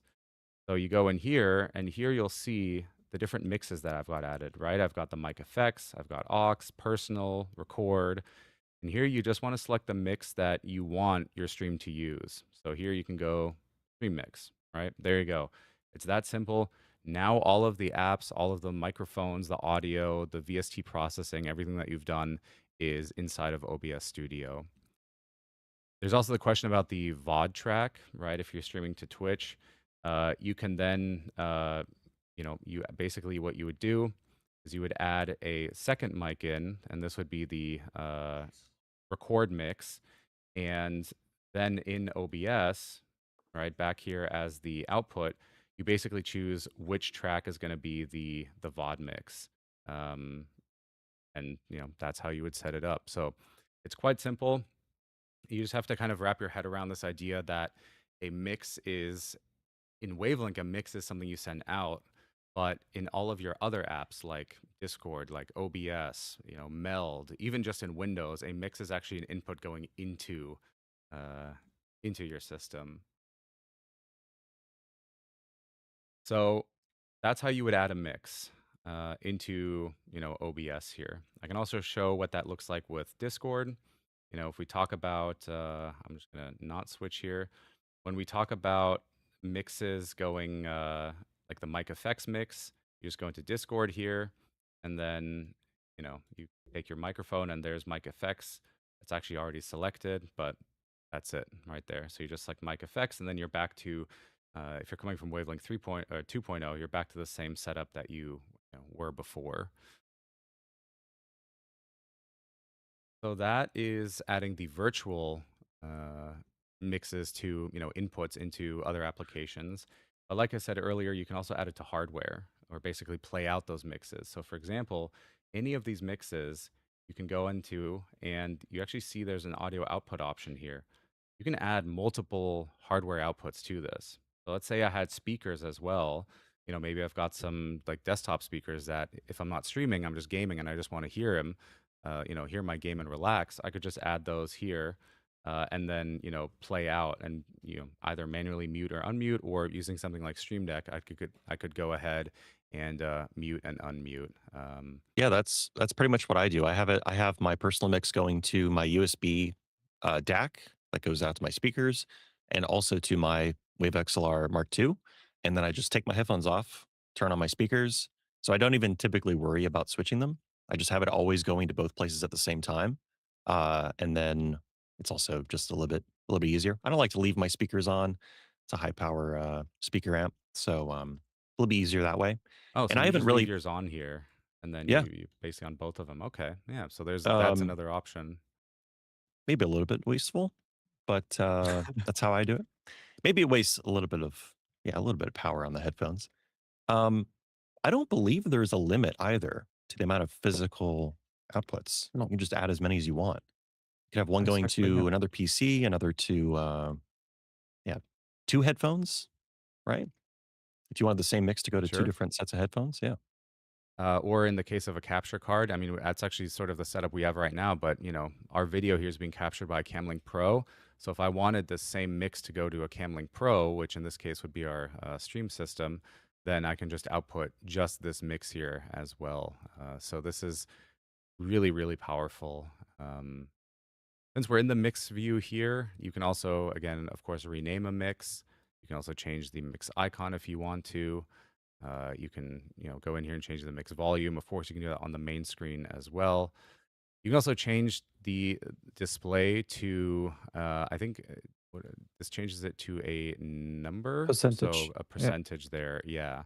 So you can see your mix is at 100%, or maybe you want it lower at like 45. So you've got some options there as well for how it looks. Um, There's a question in chat that I think is pretty good here. Is there a chance we could have custom icons for the mixes and channels? Something that the user uploads? Yeah, we've been looking into this. The only concern I had, so why we didn't do it in the first place, is um, Stream Deck, because we also want like a reference point on Stream Deck, and on Mhm. some of the keys, like the visual real estate is like limited, so we need to reference the the channel or the mix by an icon, and if the user applies a custom one, this might then not look that good on Stream Deck. So certainly something that's technically possible, but currently not implemented, but which I'm also not super against. It's just Mhm. it had some issues that weren't easily solvable. And that's I mean, that's the beauty of this is A, that's all software, so it's just a matter of updating it. And B, our team is really taking the time to think through this stuff, and what makes the most sense here. Because sure, you could have a really nice big icon here in Wavelink, but then when you go to Stream Deck, you can't tell what it is anymore, which wouldn't be great. So sure, we'll find a way to make it happen. Um, in the meantime, you can customize though with the icons that we've added in here. Yeah. So there's a bunch of different ones, and hopefully enough that you can at this time select one that fits what you're doing with your mix there. Um, Maybe something to add to the outputs and the mixes. So if you go back to the mix edit view, something that when I explained Wavelink to new users often was confused is that yes, you can add as many outputs to a mix as you want, but you cannot add multiple outputs to multiple mixes to the same output. The reason is the mixing happens from a channel to a mix level. And then if you want to bring multiple mixes to your headphones, for example, then you would need a mixer Oh, after a mixer. So this right. is not possible. So so just one of those yeah. columns in the mixer view is what you're listening to at any one time. Exactly. You cannot bring multiple of those mixes to the same headphones, for example. And I think it should show, uh, like it should show that one of the outputs. So if you go to add output, I'm pretty sure in there it should say if you have it Right there. used on another mix, it should Mhm. say, um, Yep. yeah, Yeah, right there. So it'll be exactly. moving it just like how if you already have an app routed and you go to another input channel, you try to route that app, it'll say this is going to be moved over. Mhm. Or I think it's under a Exactly. little menu called transfer from other channel. So on that note, with these channels, there's one more thing in Wavelink 2.0 that you guys might be familiar with, which is also in Wavelink 3.0. It's just a little bit more hidden because we rethought the way that these input channels and apps work. And that's these like virtual, how do I put it, virtual inputs. So, you'll see up here, you've got your hardware inputs, you've got, your software inputs, your apps, whatever it might be, and you can group those together. You can make these input channels. But let's say you just wanted like a generic sound effects channel or a generic voice chat channel. Um, that's also still here. You can simply go to at the bottom here, add empty channel. And then here you have kind of what was also in Wavelink 2.0. So you have music, browser, system game, sound effects, voice chat, aux 1 and aux 2. So if you wanted a very basic, just, I don't know, browser channel, um, there's nothing in here yet. There's nothing routed to it. There's no sound in here. You still need to then go in and add all the apps that you want to. In this case, I could take Firefox. I can move Edge over here. I can add my other ones, and so there you go. So that And is it's how that works. and it's important to note here that those channels he was just talking about are not special. They're more so presets, right? Hmm. Because with Wavelength 3.0, all of these channels are almost interchangeable. They're all flexible. All that really happens when you add browser or sound effects or something is it pre-selects the icon and it renames it. Otherwise, it's the same functionality. You can set games. Well, in that case, he made Hades, the Hades channel. He renamed it to games, and you can go in there and set it to the games icon, and it's the exact same function. So yeah, it's just if you know you're going to have a channel where you just want to put all your games on, or you want to put all your sound effects on, um, is it's kind of done it for you more than Yeah. anything. And that's why we also have that system, we still have that system output here. So, in Windows, you can go in and as kind of your fallback, right? As just so that it catches any notifications or anything else, you can just go in here and select, system, virtual audio. And now anything that you haven't routed yet or that you forgot to route or that, a new app was installed or routing resets, which, can also happen, then you can just set that output to system in Windows as the default device, and it'll just play out through system into Wavelink. So that's mixing and adding channels to it. I think it really is quite simple. It's just that, change of where they are laid out.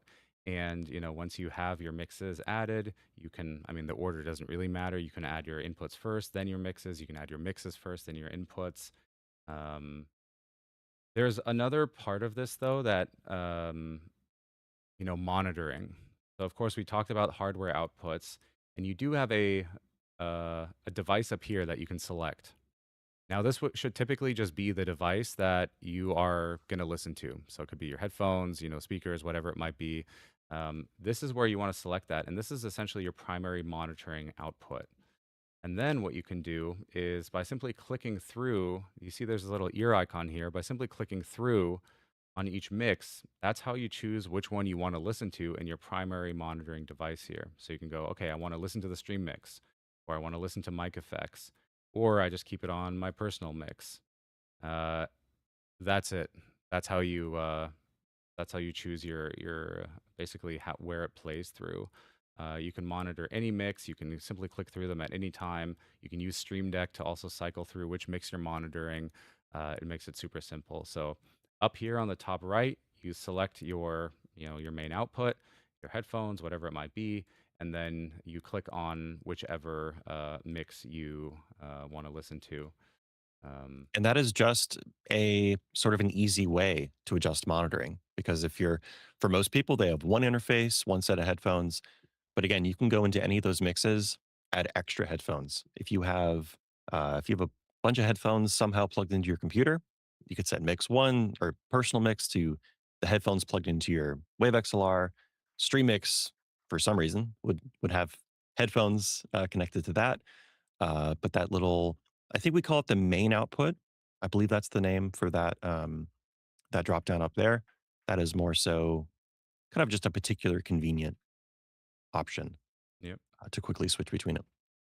And so then, here's something really cool that we did. So obviously, you guys are seeing that there's a lot to look at here. When you have all of your, all 5 mixes running, you've got a lot of channels.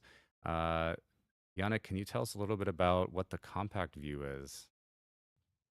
Yeah, exactly. Compact View is designed for those who have gone through setting up their entire audio config. And then maybe you're streaming, you have a second screen where there are multiple different informations running that you kind of want to monitor while you're live. But you also want an overview of your audio, and that's where the compact mode comes in play. So if you click it, it is, as the name suggests, a very compact version of your mixer view, and you can adjust certain levels. At the top there, you can select on which kind of layer you want to go. If you want to adjust a channel across all your mixes that you have, then you select all mixes as it was pre-selected in the beginning. Or if you want to, if you get a message in chat that music is too loud, you can easily navigate to your stream mix, for example, and then just turn down Spotify slightly for your viewers. Yeah. So correct me if I'm wrong here, but if you have it set to all channels, you're actually controlling that fader, that slider on the input, right? So it's affecting. Yes, It's the same thing as all that left mixes. column. Yeah. Okay. It's for Wavelink 2 users, maybe it's best compared to the old linking feature where you were Mhm. able to link two volume sliders so that when you drag one, it turns music, for example, down for you and for your stream. Yeah, so this is really nice. And if you are running, just a couple inputs, or you're not tweaking all your channels while you're live or when you're recording, this is just a really nice way to make sure that everything is, looking good, and you can make those really fast adjustments.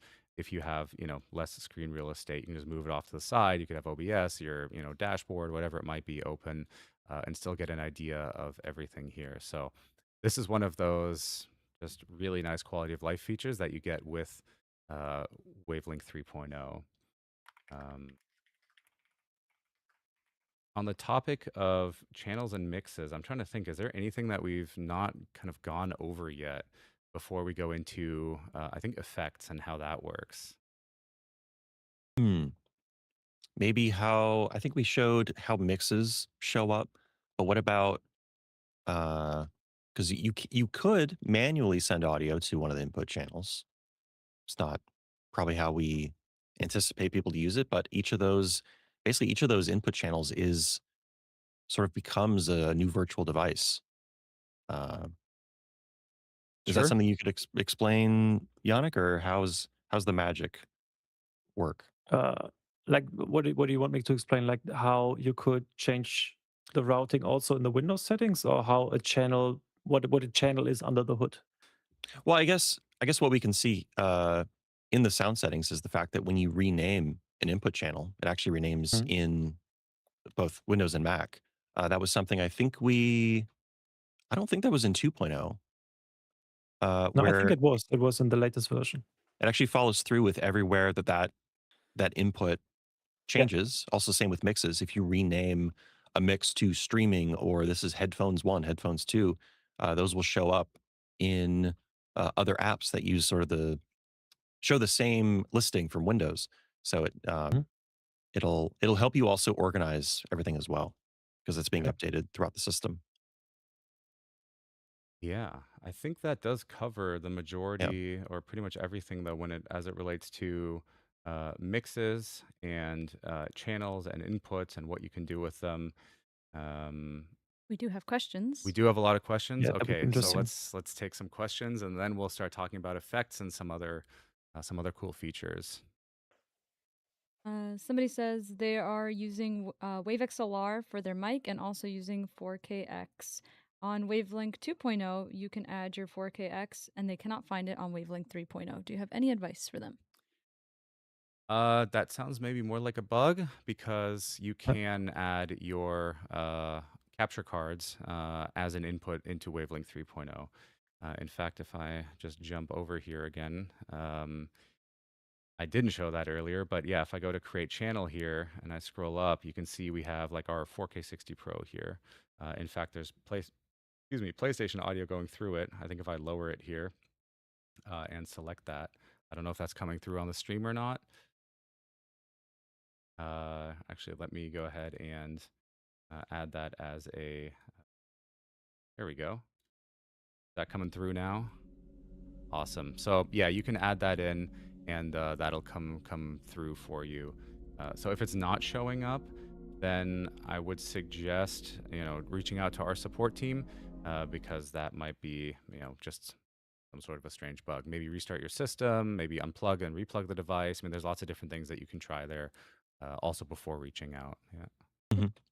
Another question we're getting a lot. I know we answered earlier, but we can address again. HaloTube asks, is there a way to back up their settings with 3.0 for importing and exporting, and also be used for future versions so they don't need to rebuild again?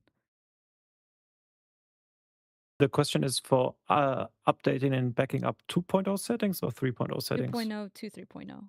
And also just generally, it's actually both. Yeah, so there is an option in 2.0 to back up your entire config.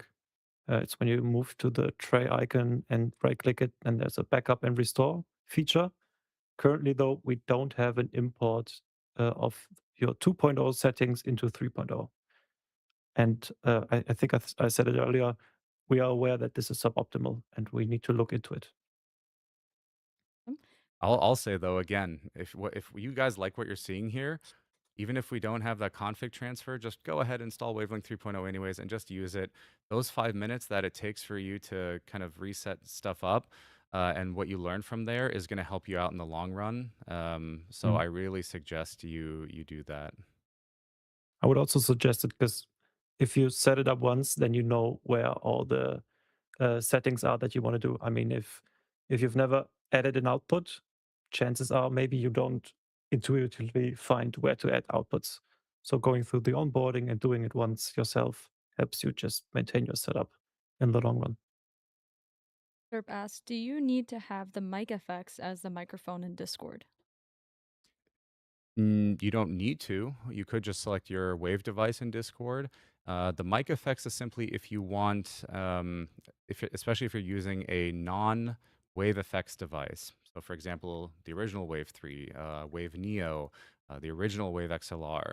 If you want to add your microphone and if you want to add VST effects to your mic and you want to maybe also do things like soundboards or route additional audio, then you will need to use mic effects. If you have a Wave Next device, if that's on the way to you, then that's awesome. Then you can actually just select your Wave Next device directly in Discord, and all of the onboard DSP effects and all of the VST effects that you add in Wavelink are actually right on and in your microphone signal already, thanks to, of course, the onboard Wave effects processing and that VST insert technology. We'll talk about effects, though, in just a little bit here after we go through some more of these questions here. And we'll show you guys how to kind of set that up and how that works. This one is for Yannick, specifically from Wayne, who asks, and I don't know about this. This is why it's for Yannick, not me. Why switch to native and how hard was WinUI 3 to dev? Why switch to native? Like the super honest answer was that the previous framework was harder to dev. That's why we switched. That was not the entire reason, but it was part of the reason. And native, in fact, allows our developers to develop the front end parts so much faster. So I think all in all, it is a win for the development team. It's a win UI. Oh. All right. Okay, Brett, this question Great wasn't for stream. you. Let's shut it down. That's it. We're done. That was pretty good. That was pretty good. In fact, it does let us Yeah, that's good. also, it's not just on Windows. On Mac, we're also now using Liquid Glass for our UI there for Wavelink 3.0, which, some people love it, some people hate it. I think it looks really cool. I mean, there's just something to it. And so, by using these native frameworks, when there are improvements to Liquid Glass, when there's improvements to WinUI, we can also take advantage of those right away. It makes it much easier. We have a question from Viper. How does Wavelink 3.0 work with Stream Deck? Great question. And Wavelength, and actually the Stream Deck plugin is something we also need to cover. We're kind of going step by step here. First, we went through the Wave device. Then we went through mixes and channels. Now we're going to go through effects, and then we're also going to talk about Stream Deck as well.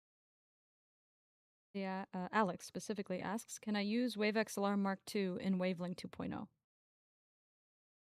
You can? We were What? talking about what?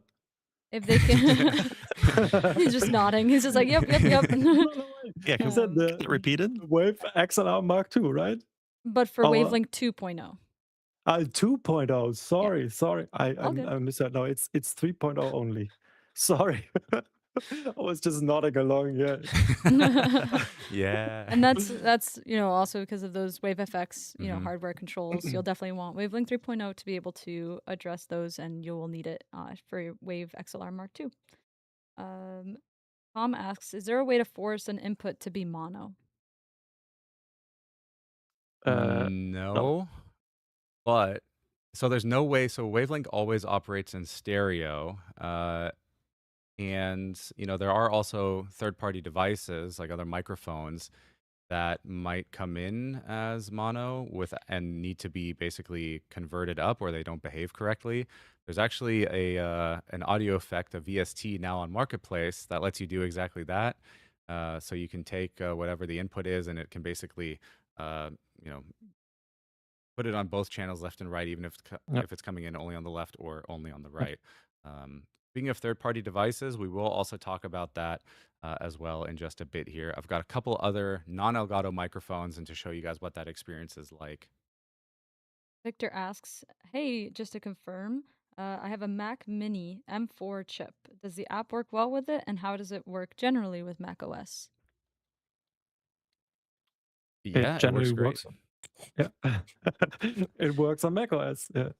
So yeah, I've not tested that specifically on the device you just mentioned, but it should run fine.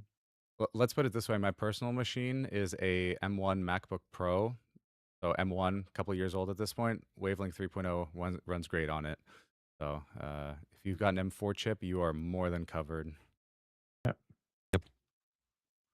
Flavored Grapes, which is an awesome username, asks, would it be possible to adjust two mixes at once without affecting one another? Two mixes at once. So like linking two together, but not controlling the entire channel, right? Because you can use the input slider, but it's affecting up to 5. Mm-hmm. I believe that's what they mean. Yeah, currently that's not possible. I would be curious for the use case, because at the top of my head, struggling to find one. But yeah, currently it's not possible, but Phil said it earlier, it's software, so we can surely bring that in if this is something that our users want to have. Pat asks, will there be a way to turn voice focus VST any lower than 30% as the minimum? I would fire back and say, do you want that? I mean, at that point, you might as well just turn it off. Because there's at some point, it also really doesn't it doesn't do that much anymore. I think the minimum is 70, if I recall. I think, yeah. But even at that point, like if you start actually, actively making noise, banging on a desk, like it'll come through. I typically run mine, I want to say at like, well, I guess if it's 70 to 100%, I run mine at like, I don't know, 85, kind of like right in the middle there. That seems to be that sweet spot where it's not taking everything out, but it's also doing enough already. We have a follow-up from Flavored Grapes who says their use case is linking a stream mix and COD mix without changing personal mix. That's a lot of mix. Yep, fair enough. It's a fair use case, yeah. Currently not possible, but as I said, I'm not opposed to it. I don't think that's something that is an issue. All right. Brylar mentioned that they have a Mac Mini M4 and it works great for me. Well, look at that. There you go. Crowdsourced Yay. answers. Let's go. There you go. Shout Thank you out to for the sharing. Elgato community. You guys are always on top of it. Basically, don't even need us anymore. You guys can just chat amongst yourselves. You're all good. We'll just sit here and look pretty. Yeah. Mister says that they're afraid that the soundbars can't be adjusted as precisely as Wavelink 2.0. So is there a way to extend the soundbars in Wavelink 3.0? I think that question comes from someone who tested 3.0 in, I think, the first beta update. And yeah, the volume sliders there were pretty fiddly to play around with. But this is something that has been adjusted. So, Awesome. yeah. Yeah, it's quite precise now. I mean, maybe we can show the desktop here. I can really go like, what is that, 1% even with the mouse here. Yeah. So it's very, and if I mean, if I extend it here, they do get a little bit longer. Yeah. But yeah, you can I mean, see it can get very precise. you can also click one of those sliders and then use your arrow keys if you want super fine control. Oh, look I at that. All right. I did Ladies and not know that. gentlemen, this is why we do these live streams. I did not know that, but okay, so pro tip, click it, or I guess, do you just click the tile or do you have to click the volume? I think, let's see. I'm not entirely sure. I think you have to click the actual volume slider for it Yep, to okay. activate. And then you can Re-highlight. literally go up by like 1% down. You can hold it to fade down. That's cool. You know, I asked you Yeah. the other day if there were any secret features in this. I would consider this one that I've I never thought even it was tried. in. I thought it was prominently posted in one of our beta release notes, so I thought you knew about it. Sorry. I don't read release notes. I just ask you what's new. I am seeing some discussion in chat about Windows 11, Windows Mhm. 10, and how Wavelink Mhm. 3.0 is only on Windows 11. Do you guys mind maybe discussing a little bit more about the reasoning behind that decision? Yeah, I can take that one. So Windows 10 and 11 behave slightly different when it comes to how they handle audio, and so it was a question of priorities for us at that point. Like, do we want to polish and implement more features for 3.0 that are then only on Windows 11, or do we want to try and maintain both platforms? And also, Microsoft came along and told everyone that they're going to quit their support on Windows 10. And those two factors together made us make that decision to go forward with just Windows 11 support. To loosely quote Julian from earlier this week, Microsoft doesn't even support Windows 10 anymore. I thought that was a funny answer. Yep. But yeah, hopefully that clears things up a little bit. I know you guys in chat we're discussing this. Thank you for the civil conversations in chat. Appreciate the discussion. Toxic asks, back to a little bit hardware real quick. Are you no longer going to sell the original Wave 3? That is correct. At this point, Wave 3 Mark II has replaced it. So, if you're going into a store, you might see some residual stock here or there, right? There might be some left over at a Best Buy or, some other store, depending on your region, or Amazon. But I think anywhere you go now, you're mostly going to find Wave 3 Mark II. Right. By the way, that doesn't mean though we're not like supporting it anymore, in the sense that if you have an issue with your Wave 3, our customer support team will still help you out. We're still obviously supporting it in software. I think this is actually one of the huge things that we at Elgato, have as like a core part of our DNA, is that you buy a Wave 3, could have been back in, what is it, 2020 when it first came out, or you bought it last year. Well, hey, you're still getting the same software updates, right? Wavelink 3.0. The reality is, like, we could have also said, no, all of our old Wave devices just going to drop it. This is only supported by Wave Next, blah, blah, blah, something like that, right? But no, we're adding support in for all of our Wave devices, going all the way back to the original Wave 1, the original Wave 3. So, yeah, if you have a Yeah. Wave 3 today, it's still a great microphone. It still works great in Wavelink 3.0. Wave 1. What a rip. Somebody did mention it, and Wave 3 was kind of named that because it had 3 controls on it. Wave 3 Mark II technically is 4 with voice tune, so it's technically Wave 4. I don't know Just where down something got lost there in the, naming yeah. scheme, but it's technically Wave 4. No. Vito. Vito? Yep. Okay. Vito from Brito? Oh, hey. Let's add that to Hey. Slack. A new command. Underscode mentioned that Teams isn't appearing on Wavelink 3.0. So their question is, do developers need to do anything special for Wavelink to capture sound from their app? They shouldn't need to, no. No. Because Especially since Teams does show up Yeah. on every machine I've used it on. So that could be just a hiccup on that I particular machine. We routed it earlier on here, so yeah. Obviously, I would suggest just make sure Teams is up to date, make sure your Windows is up to date, make sure Wavelink is up to date, maybe restart your system. Try launching Teams and actually joining a call and then try it again.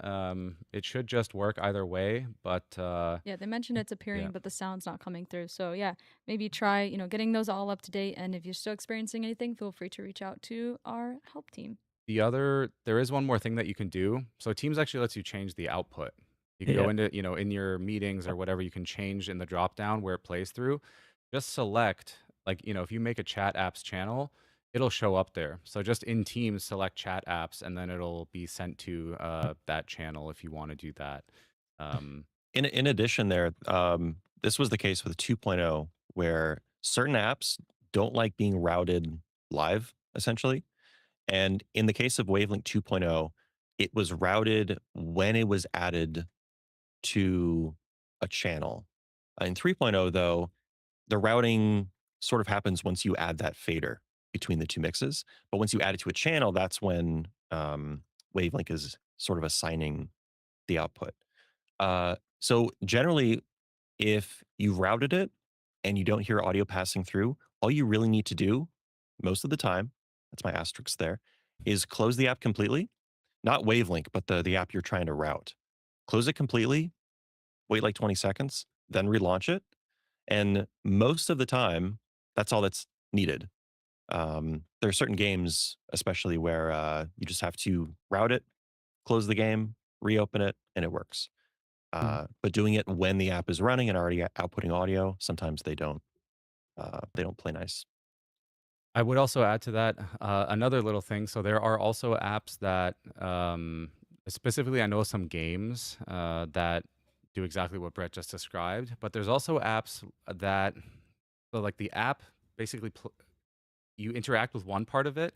There's actually a second, littler, smaller app that runs the actual sound. The best example of this is Apple Music. So Apple Music has the Apple Music app, and then when it plays sound, it actually is using a separate like amplayer.exe, which is playing the actual sound.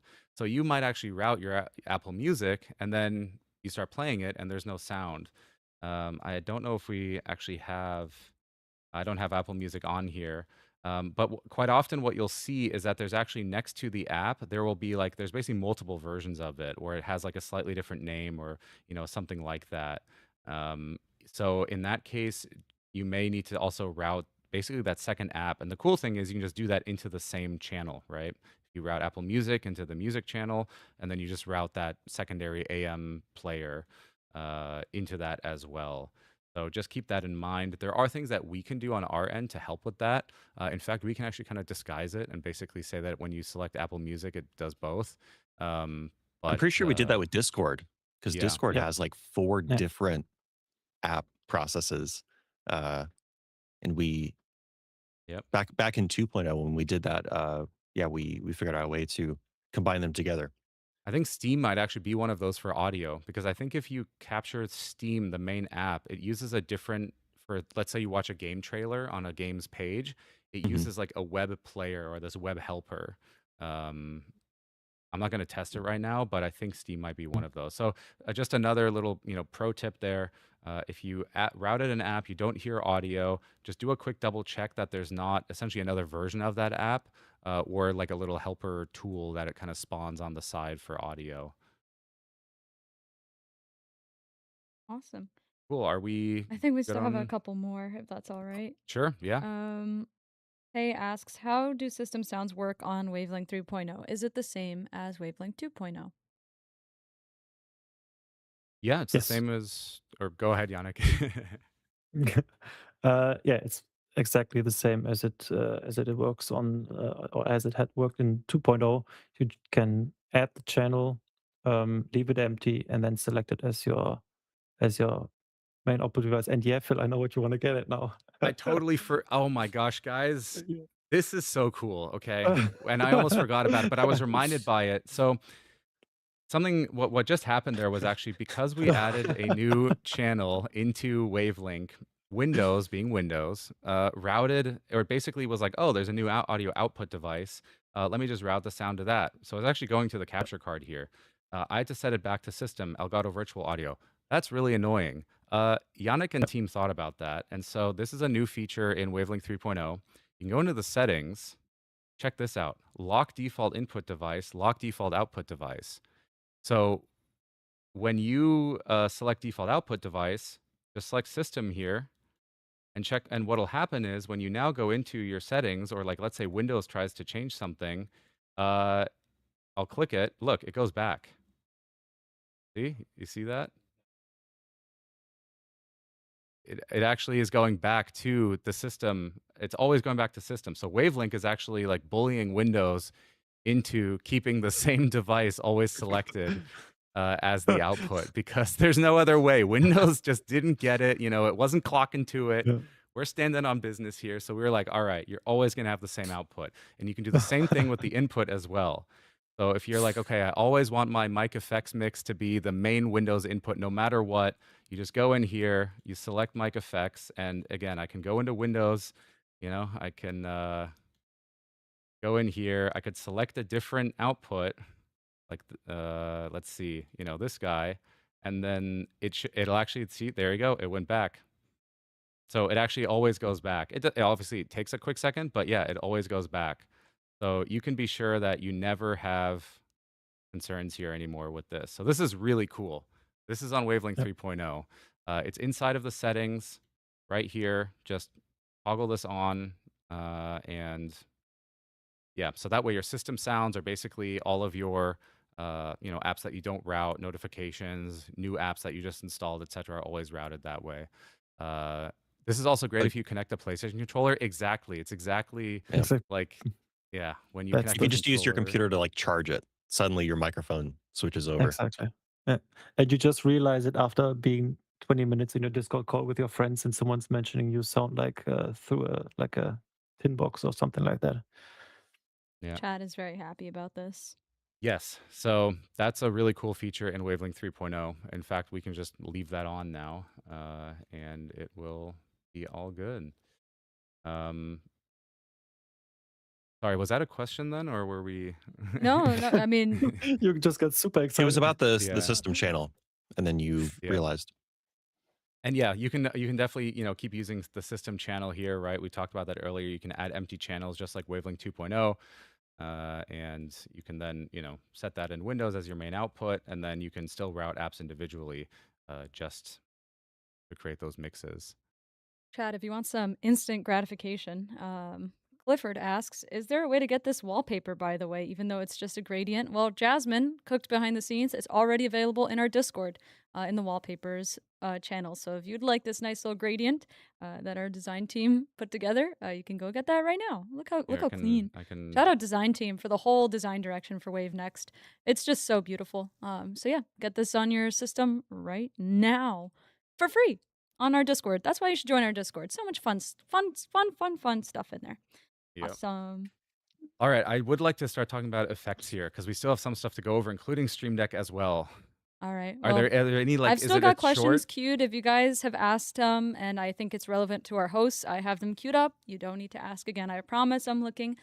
We won't be able to answer everything, especially if it's like a feature request or generally, you know, if it's a bug, you're being directed to Elgato Help. They can help you out directly, learn all the things about your system, and give you the proper help that we cannot give you here on stream live. So yeah, definitely make sure that the questions, you know, aren't about that or aren't about new feature requests, because I'm sorry, we can share some details, but we can't go too in depth with what, you know, is in the future. But maybe Yannick will just leak everything anyways. I don't know. We'll find out. But yeah, that's it for the questions for now. I do see from Darren, Enigma Darren, they had a question around, can we also lock the communications device? So Windows is interesting, right? So you can have you essentially have two devices that you can have as kind of your defaults. You can have a default input and you can have a default communications device.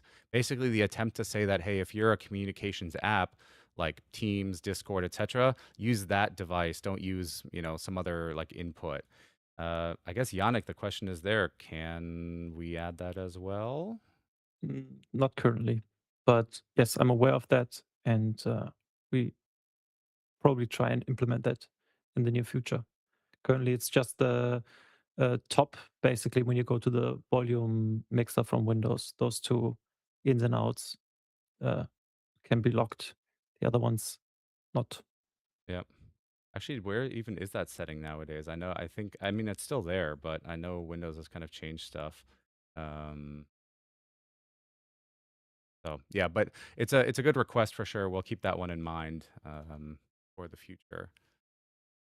Okay, let's start talking about effects here. So I think the at the high level with effects, not much has really changed. You can just like in Wavelink 2.0, you can add audio effects to any of your different inputs. Of course, it starts with your microphone. So you can, when you're in the main mix view here, you can click on. There's this little effects icon.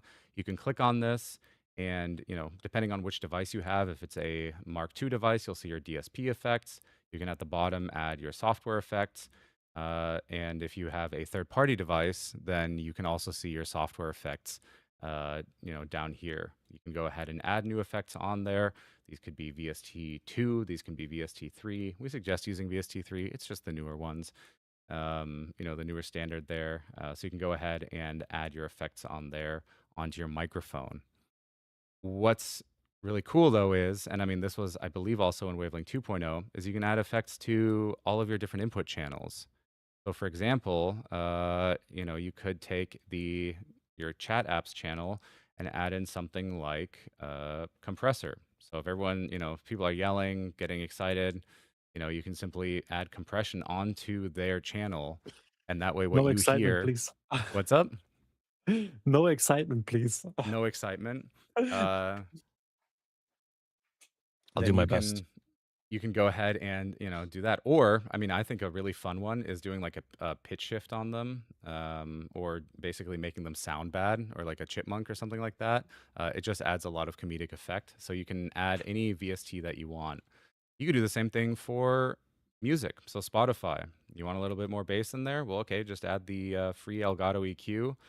Make that what is it, a low shelf? Boom, there you go. We were kind of joking about this, I think, yesterday or the day before too. You can just crank it here. Or you can also lower it a little bit, or basically you can literally EQ your own music if you want to, which is pretty cool. I wanted to bring up something as a use case that I specifically use this for music. Although in my case, I use YouTube Music, so it's through my browser. But when we're looking for music for videos, I always mix the music into the video a little differently. But when you're listening to stock music sites, you know, you don't necessarily know how it's going to be mixed in. So what I do is I built a preset in Elgato EQ that matches how I mix our background music into videos. And I can turn that on. And as I'm going through hundreds of songs, I know how it's going to sound in the final video just by adding this EQ effect onto basically my Chrome browser. And it's a combination of a high shelf and low pass filter. And that's really helpful because there's certain parts of a song that are kind of difficult to ignore. And with this EQ, it really helps me sort of visualize how it's going to, or not visualize, it's music, how it's going to sound in the final mix, and helps me pick pick music faster. Which that is a really cool thing. You can also, and even if you were live and you had music, you could even there just, in Yeah. those areas where there's more human speech, we'll just Hmm. EQ your music down a little bit, which makes you stand out more, or even your friends that you're talking to. So this is the power of audio effects that you can add to channels. Another one that I really like to do as a recommendation for sound effects. We all know we get our sound effects from the internet, from weird places. We all know that they can be very loud, and be quite a surprise. But you might as well just again add something like a compressor to your entire Stream Deck app, which has your soundboards on it, because that way your sound is just never too loud, right? Something like that. It's just super, super easy. If you wanted to for your games, you could add another EQ there as well. If you want to bump up like footstep sounds or something like that, or kind of low rumble for, maybe your people's footsteps are, they're above you or something like that, and you just want to boost it. Yeah, you can do this to just customize your sound. And again, this works on all these input channels. So this is really, really quite cool. There's lots of different ways you can do. You can do limiters. You can do EQ. Yeah, weird place. What weird place do you speak of? I don't want to know where you guys get your sound effects. All right, I'm sure they're from many different places.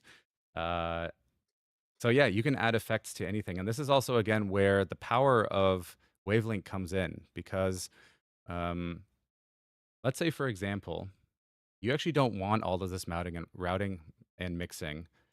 We can go ahead and just simplify this entire setup. Like if literally all you want to do is, and I mentioned equalizer APO earlier. If literally all you want to do is basically just, hey, I need to, make my mic sound a little bit better. Great. Just do this. Just only add your mic into Wavelink and then, maybe make a single mix that you just immediately output. And there you go. That's it. And now this has become the simplest way to add effect processing to your microphone. I don't think there's any other app that makes it this simple. You have your one input, you add your effects in there, you do your processing, you send it out, and then obviously in your apps you can select like your mic effects or chat, or maybe even just call it microphone at that point. So that is a really easy way of using it. And this is especially nice if you're traveling, you've got a laptop, you're on the road, or maybe you're just using this for work, right? Like Wavelink isn't just for gaming either or for live streaming. If you're at work and you just want your mic to sound better than everyone else's and everyone's asking you like, oh, how are you doing that? Well, hey, just, add your mic into Wavelink, add maybe even the voice focus VST on there, and you'll probably have the best sounding mic around. So And not even for yeah. yourself, add voice focus or a de-esser to Yeah. your team, Zoom, Slack, and make it sound better before you hear it. Exactly. Um, so how do you get more effects? Well, there's two ways that you can do that. One, you can just again go out to the internet and find VST and AU effects. There's an easier way of doing this though, and that's through Elgato Marketplace, which we have this convenient integration here that you can simply click on, and this will take you right to the Marketplace section where you can discover audio effects, EQ presets, and even Wavecast, which we'll talk about in a little bit. You'll want to click on audio effects here, and maybe I need a de-esser a little bit. That's why I keep drinking all this water. Here you can find effects that you can simply download and install. Some of them are free, some of them are paid. There's more being added. It feels like almost daily at this point. And some of these are, quite basic, from just like some noise removal to a compressor, our awesome equalizer. More advanced ones like Pip-Boy voice changers or Black Ops 6 voice modifier. We've got one from Voice Mod here. There's demonic effects. There's also voice focus, and voice focus is, we'll touch on that as well, because this is the same voice focus you get with your Wave device, but as a VST. And this actually lets you use it as a effect on third-party microphones. So if you're using a HyperX Quadcast or a Blue Yeti or any other microphone for that matter, you can just add it on there. And yeah, there's other, we talked about how you can take a mono input and, change that to stereo if you need to do some of that. There was just a new VST added that lets you do that here, where you can, just control that. And are you guys seeing this glitching too? I just want to make sure. We might need to do Yeah. a quick check on something. Seems to be something going on. But yeah, so these are audio effects. And then the great thing is when you want to install it, you just click on, open in Wavelink. For me, I've already got these installed, so it wouldn't do anything.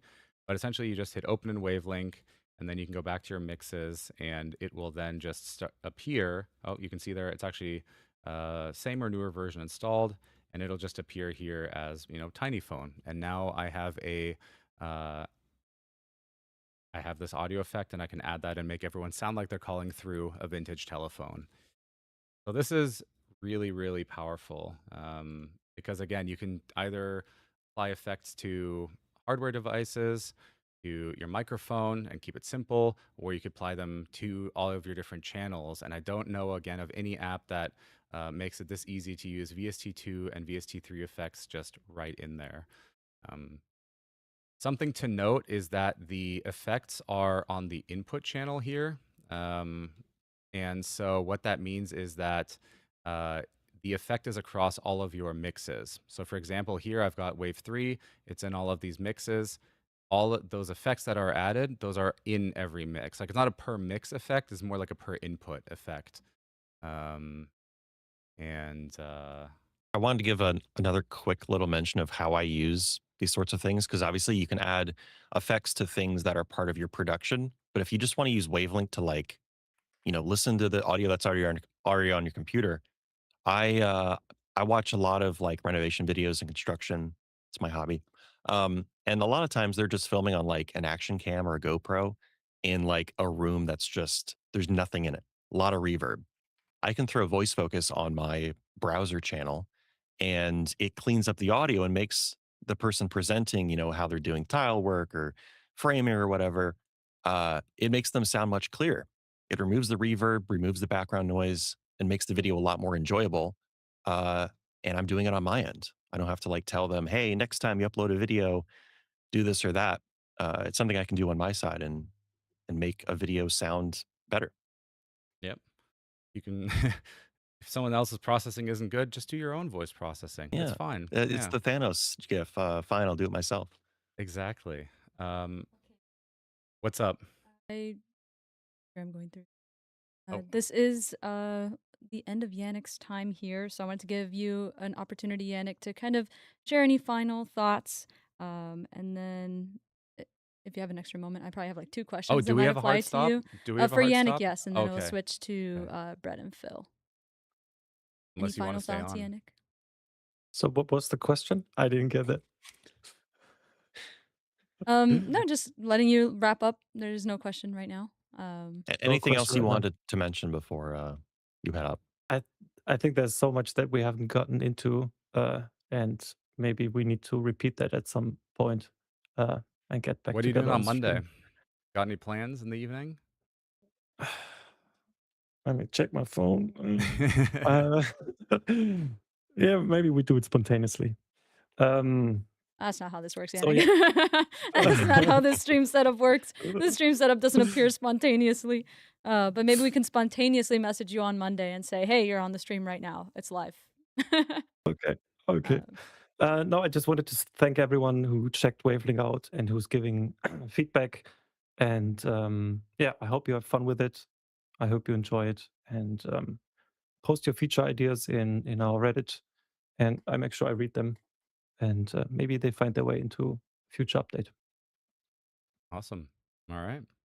With that being said, we'll now watch a video from Night Owl, who is very awesome. I think you guys will really enjoy this one. They're going to be talking about how, their community, relates to their community, because we're going to talk about audio with you guys that in a way that I think you'll understand. They're also going to showcase Wavelink 3.0 setup and kind of walk you through it. So if you missed it earlier, this is a great chance to relearn. Speaking of Wavelink setup, reminder that Monday, we've adjusted our stream plan for Monday, and that is going to be a how to use Wavelink, kind of set you up from like ground zero to use all these Wavelink and all these different audio setups that you may have. And if you're completely new to Wavelink, that is also a great time to learn more. But yeah, let's check out this video from Night Owl. And everyone, please, hearts in chat. I see there's plenty already for Yannick. Thank you so much for taking time in your evening to be with us today. Also, wait, Yannick, there's one more question. Do you like pulled pork? Now you have to explain it to the chat. Yeah. Now I'll explain it when we're back. Let's check All out this right. video We'll be from right Night back, Owl. folks. Happy time zones, everyone, and I don't know about you, but I am super excited to finally be able to talk a little bit more about Wave Next, because Elgato have really been cooking up some stuff behind the scenes to continue to bring you the best products in the content creation and live streaming space, while at the same time simplifying everything so you don't get overwhelmed when trying to set it all up. Audio is arguably the most important part of any type of content, because if you don't sound good, people probably won't stick around to watch, not to mention that lurkers are kind of the backbone of any live stream, because so many people will have you on a second screen or just have the audio on listening to what you're doing in the background. And if that doesn't sound good, or you sound like you're in a construction site or something, people probably will just turn you off. And that's pretty much what all these new Wave products aim to fix. You've got the hardware like the microphone and the new interfaces, all of which have automatic setup features to make sure you're the correct volume. And also you've got filters like VSTs and plugins and stuff like that to make you sound high quality without needing a degree in audio production. And then you compare that with the software side of things, which you definitely should be doing in using Elgato's Wavelink 3.0, because not only will your microphone then sound high quality, but you're also able to control everything. Right now, this is my current setup for Elgato's Wavelink, which I'm really happy with, and I'll probably have to make a few tweaks after it officially launches today. But I've got 5 different mixes, one of which is for my headphones, which I've named Night Owl Mix, and every single channel and source goes to this. So I've got my microphone system, games, music, Discord, streaming software, alerts, I've got my edit software, and I've also got a guest mic because my partner likes to join me on stream every so often. So I have a place to drop a microphone for her so that I don't have to use one microphone for both of us. And then I've got a microphone only mix, which I normally use for recording my videos or doing Discord calls or maybe in a Zoom meeting or something like that. I've got stream mix, which is usually what I send to you guys when you're watching a stream, which is everything except system sounds and Discord sounds, because you really don't want to hear the notifications. Sometimes I'll turn the Discord on if I'm with someone else, but that's very rare, so I leave that off. Then I've got the VOD mix, which is basically identical to the stream mix, except I've removed the music from the mix, and that way I can split the two up and then have stream mix go to the live broadcast, so that's what you will listen to if you're watching me live.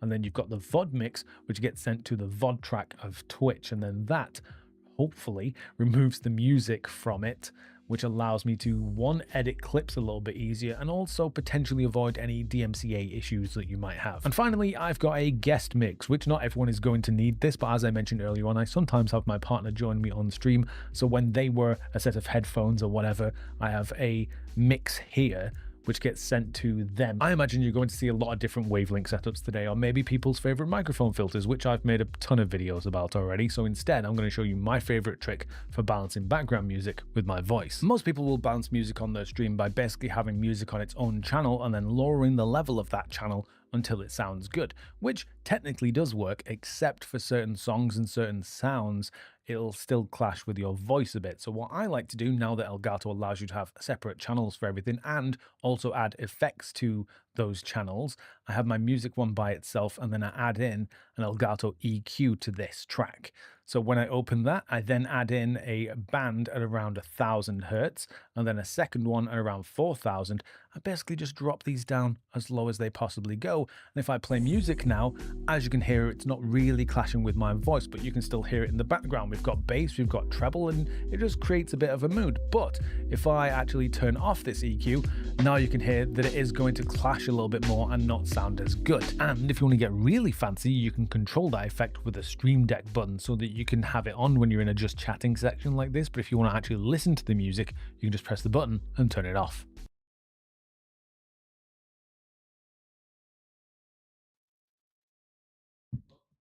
And we're back. Boy, Brett, you look different. Oh, I think we might have just lost him. Okay, anyways, thank you so much, Night Owl, for that video on Wavelink 3.0. That was really, really great.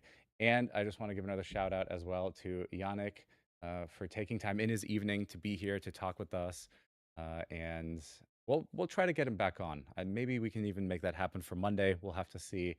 No promises there. But, do I have to explain the pulled pork joke, or do we just? I think without context, you will have to explain that. Yeah, or like. We saw a brochure about pulled pork at TwitchCon like 3 years ago, and then we were delirious at like 4 a.m. and we just kept asking everybody if they liked pulled pork. We're in the elevator, there's some random person in the elevator, and in our delirium we were like, "You like pulled pork?" And they were pretty cool about it. So ever since then, for years now, our inside joke with Yannick, who is amazing, by the way. Hope you guys enjoyed the stream, chatting with him. Hopefully we could get him on another time. I'm sure he's just itching for the opportunity to be back on. Love pulled pork. Awesome. Glad to hear. We should do a poll. All right. Now Brett and Phil are going to continue talking. I'm going to continue queuing up your questions. So yeah, thank you for your patience. There's a lot of questions. Yeah, we got a little bit more to go. We did end there on effects. We were talking about effects for your microphone, effects for your different channels. And now we're going to talk about Stream Deck, because one of the big changes that have happened is we have an entirely new Stream Deck plugin for Wavelink 3.0. And also, for those of you who might be moving from Wavelink 2.0 to 3.0, we have essentially you'll be familiar with the feature, this import into Stream Deck, or basically take your mixes, take your channels, and then send those over to Stream Deck from Wavelink. So let's take a look here, first of all, at the and also hi Brett, welcome back. Good to be back We'll on take a today's look stream. at the plugin for Wavelink. So something to note here is the Wavelink. So there's two plugins now available for Wavelink on Elgato Marketplace. The first plugin is going to be the one for Wavelink 2.0, which we've now nicely labeled as Legacy, and it's got this kind of dark icon. This plugin is not being developed anymore. It's simply just going to be there, and this is what you continue to use for Wavelink 2.0. For Wavelink 3.0, we have this new plugin here. It's got a entirely overhauled look and everything. It's awesome. You'll want to make sure that you get this one because this is the one that works with Wavelink 3.0. So now let's take a look at what it actually looks like in Stream Deck. That's not Stream Deck. This is Stream Deck. And I've also got a Stream Deck Plus XL set up here. So it might be, it's big. It's a lot of keys. Let me move this over here. 36 keys. Yeah, exactly. Do 9 I by have 4. the zooming in function yet? I do wanted to make sure that that is also running the zoom it running, because that's the cool way that we can do these. Is it's a Power Toys It is tool? through Power Toys, yeah. Maybe, oh, well, Power Toys should probably be running, huh? Power Toys, there we go. Okay, anyways, so the new Wavelink plugin has a lot of the same features, but a lot of new ones, and also a nice new look to it. So we'll start with just at the top here, wave control. We're just going to go one by one on the actions. So I'll add this on here, and just immediately you'll see there's a kind of a new look to it, a new icon. This white outline here shows you that the mic is currently active. And if I were to now tap on this, it actually mutes it and it becomes red. So that's a very quick and easy way to see if your device is muted or not. You can see the current gain, and then you can also change things like the output volume or the mic PC mix depending on what your setup is. You can also choose your device here, and then you can also choose if you want to basically make this a mute key or make this a set to a specific volume or adjust it by a certain amount. I think we've done something really cool with the way that the adjust looks here. So I'm just going to go ahead and duplicate these. We'll go here and set this to like, I don't know, -5 dB. And we'll set this to adjust, and we'll do +5 dB. And then we'll set this to fader vertical. Fader vertical. And then also I have to switch these around. There we go. Check that out. So this is the new fader look that we have here. In this case, this is just a fader showing the levels, but also if you want the level meter on there, you can have that as well. So here I'm going to go with fader vertical, and then also I'm going to do that again vertical. And now, as I'm talking into Wave 3 Mark II here, you'll see that it's going up and down in real time and showing those levels. And then now, of course, I can adjust it. So this looks really, really nice on any Stream Deck. It could be Stream Deck Neo, Stream Deck Mark II, Stream Deck Or Plus virtual XL, Stream Deck. Virtual Stream Deck. Yeah, exactly. So that's that action. Then we have audio effect. Audio effect here is it toggles on and off the effects that you have on your device or on that, it's actually just on your device. We have a second one for a channel input. So this is for your Wave device. And here you can toggle any of the ones that you have, any of the hardware effects or any of the software effects that you add.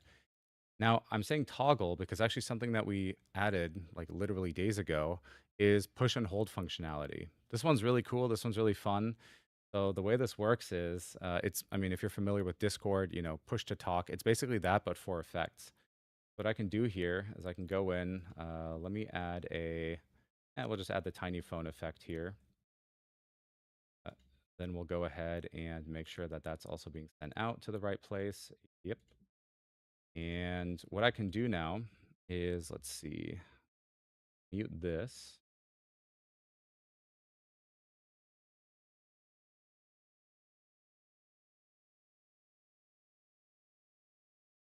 How about now? Is it now coming through the Wave 3? And I'm going to turn this effect off because I don't want it on. But what I can do with Stream Deck now is go in here, select Tiny Phone as the effect. I'll do hold.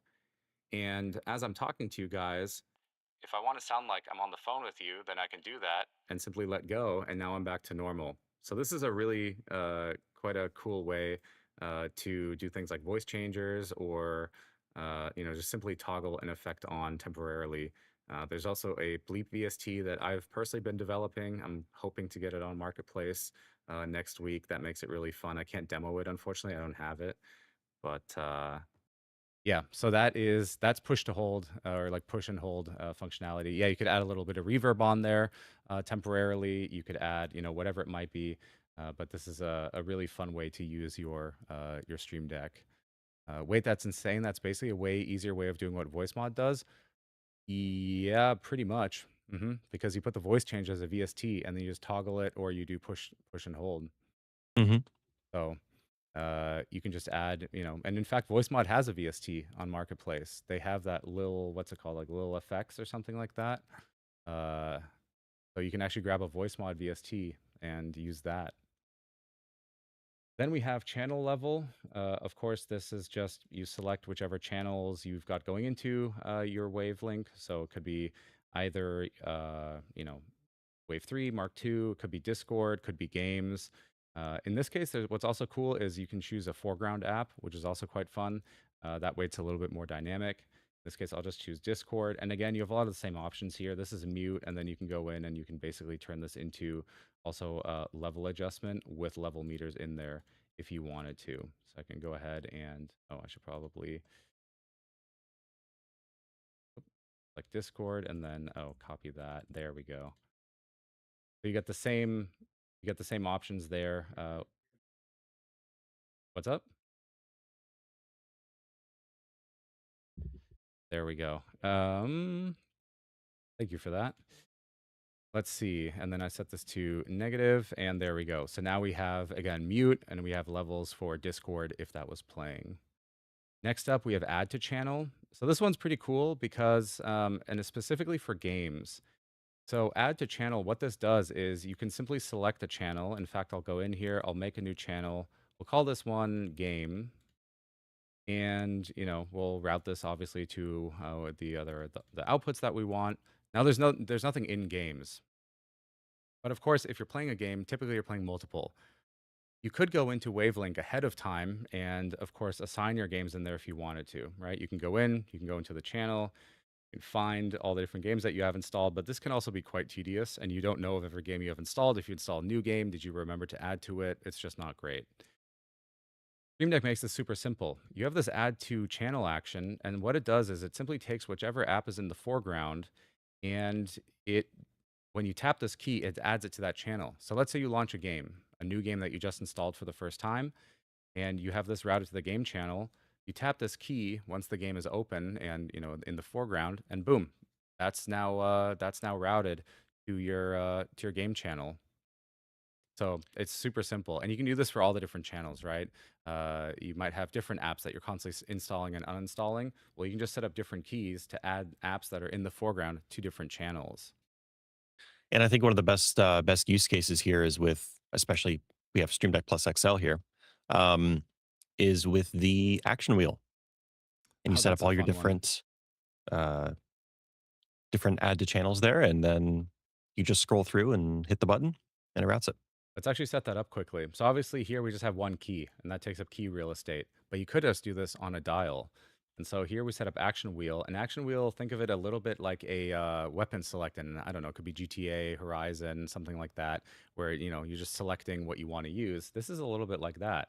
I could take here, add to channel, add all of my different, actions in here. One for, Discord, one for game. I could add another one in here if I wanted to. And now on Stream Deck, in fact, let me see if I can pull this out and over. Cable long enough? Oh, it's barely long enough. Let's try something real quick. Get you guys a visual. I'm actually going to unplug. I'm going to try something here. We're doing this live. Yep, and it's scary. I'm unplugging and plugging things in.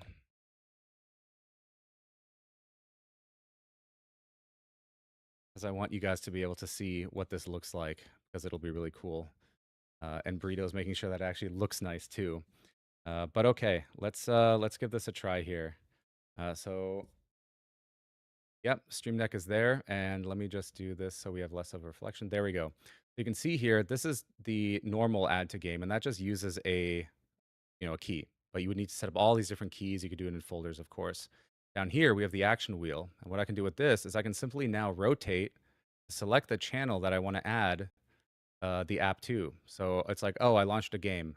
I'm going to add it to the game channel. Now I just click it like that, and now it's added. Or, oh, I launched a new app, a new voice app. I'm going to send that to my voice app channel. I just rotate, click it, boom, it's routed.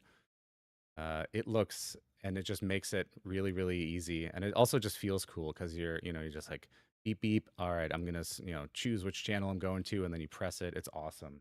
So that's one way that you can use dials for this to do that. So that's action wheel, and that's how you can do add to game. Then we have another couple actions here to go through. So there's obviously channel audio effect. Now, channel audio effect is... Oh, let me go ahead and open Wavelink. I don't think it liked that. I just unplugged the Wave 3. These are any of the effects that you have added onto a channel. So in this case, there's that effect action that works on your Wave device. You also have the channel action that works on any of the channels here. So if I add an effect to, say I add the compressor to the Discord, to the voice chat channel, like this, I can now close it, and now I can control that. Here you see Elgato compressor, and it's the same idea. I can do toggle, or I can do the push and hold if I want to do something like a voice changer. Let's see, what do we have next? We have mix level. So this one's going to be, it doesn't control, the mix level controls the actual mix up here. It doesn't control the input. Yeah, just the output mixes. Stream mix, I can do set, and then I can, set it to a specific volume. Or I can, again, same as before, I can also adjust it if I wanted to. So this one's also easy. You can just toggle a mute and go from there.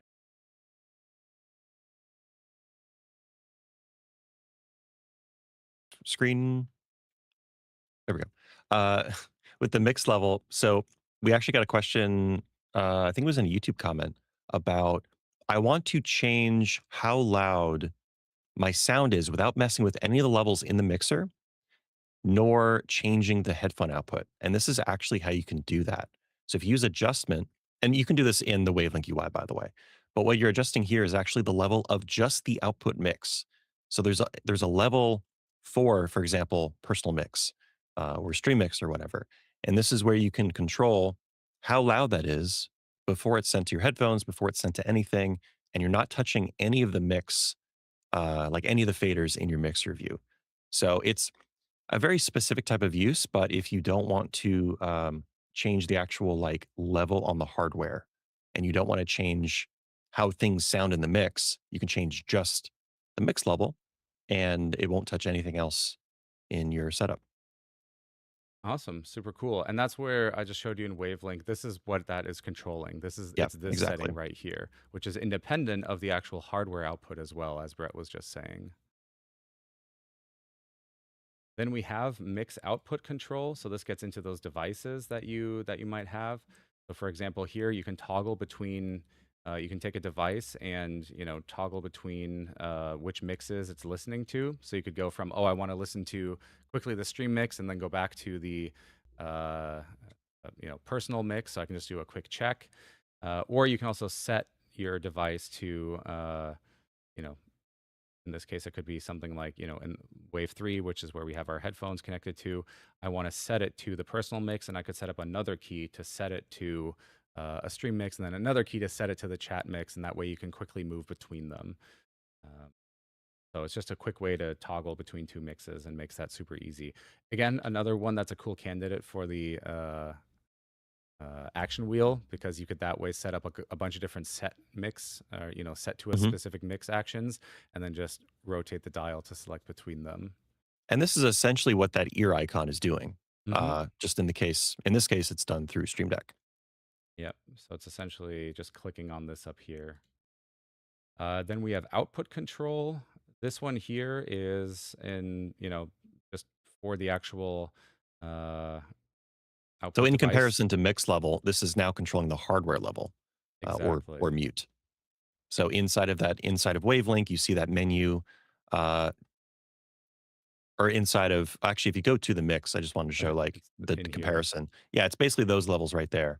So if you're controlling the mix level, and then you control the sort of the hardware level, those sliders right there are also the same levels you see in Windows. So that is actually tied to the device itself.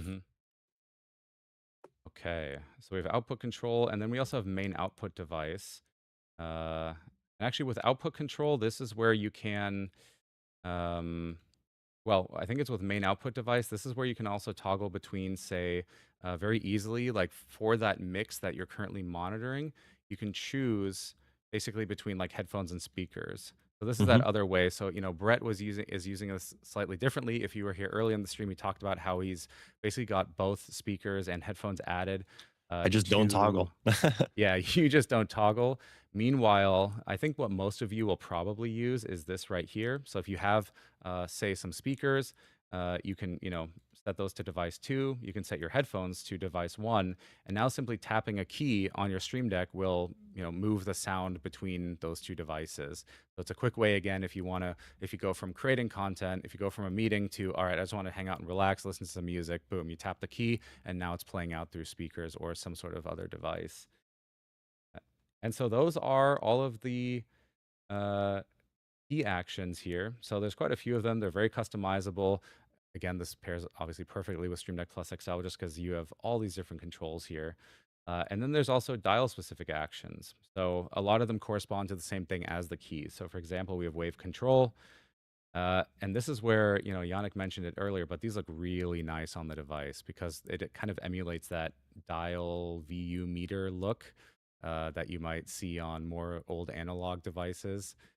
It just looks really cool. So, and it shows you the real-time level of, what you have selected. So in this case, we have gain here. I'll do channel level.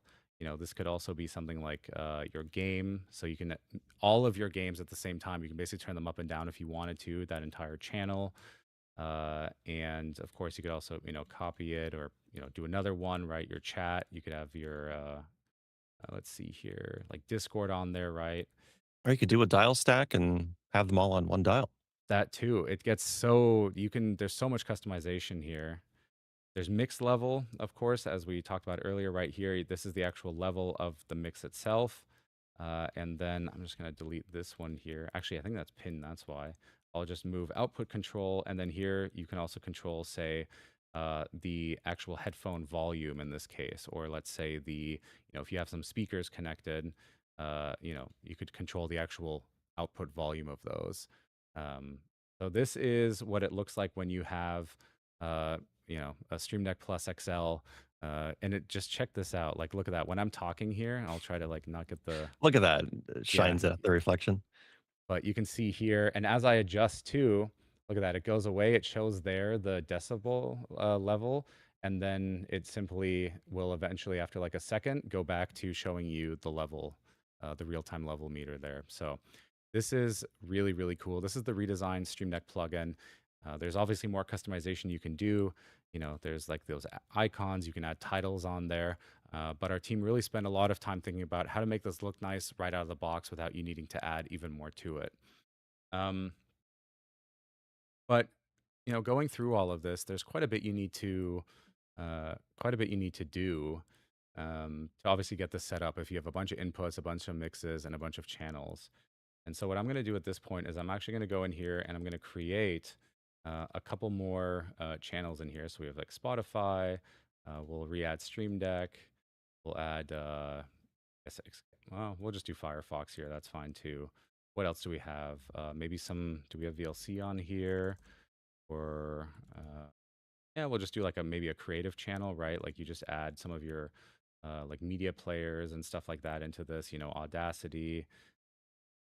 Sure, I'll add Blackmagic Proxy Generator. Okay, so we have a couple channels. I'm going to add these all into these different mixes up here. We'll add Stream Deck in there, this guy down there. Okay. Obviously, setting up Stream Deck like this, especially if you have the Stream Deck XL, takes quite a while. But we've re-added in, again, the most recent update to the Wavelink plugin and to Wavelink, the ability to just simply take everything that you've configured in Wavelink and kind of push it onto the Stream Deck.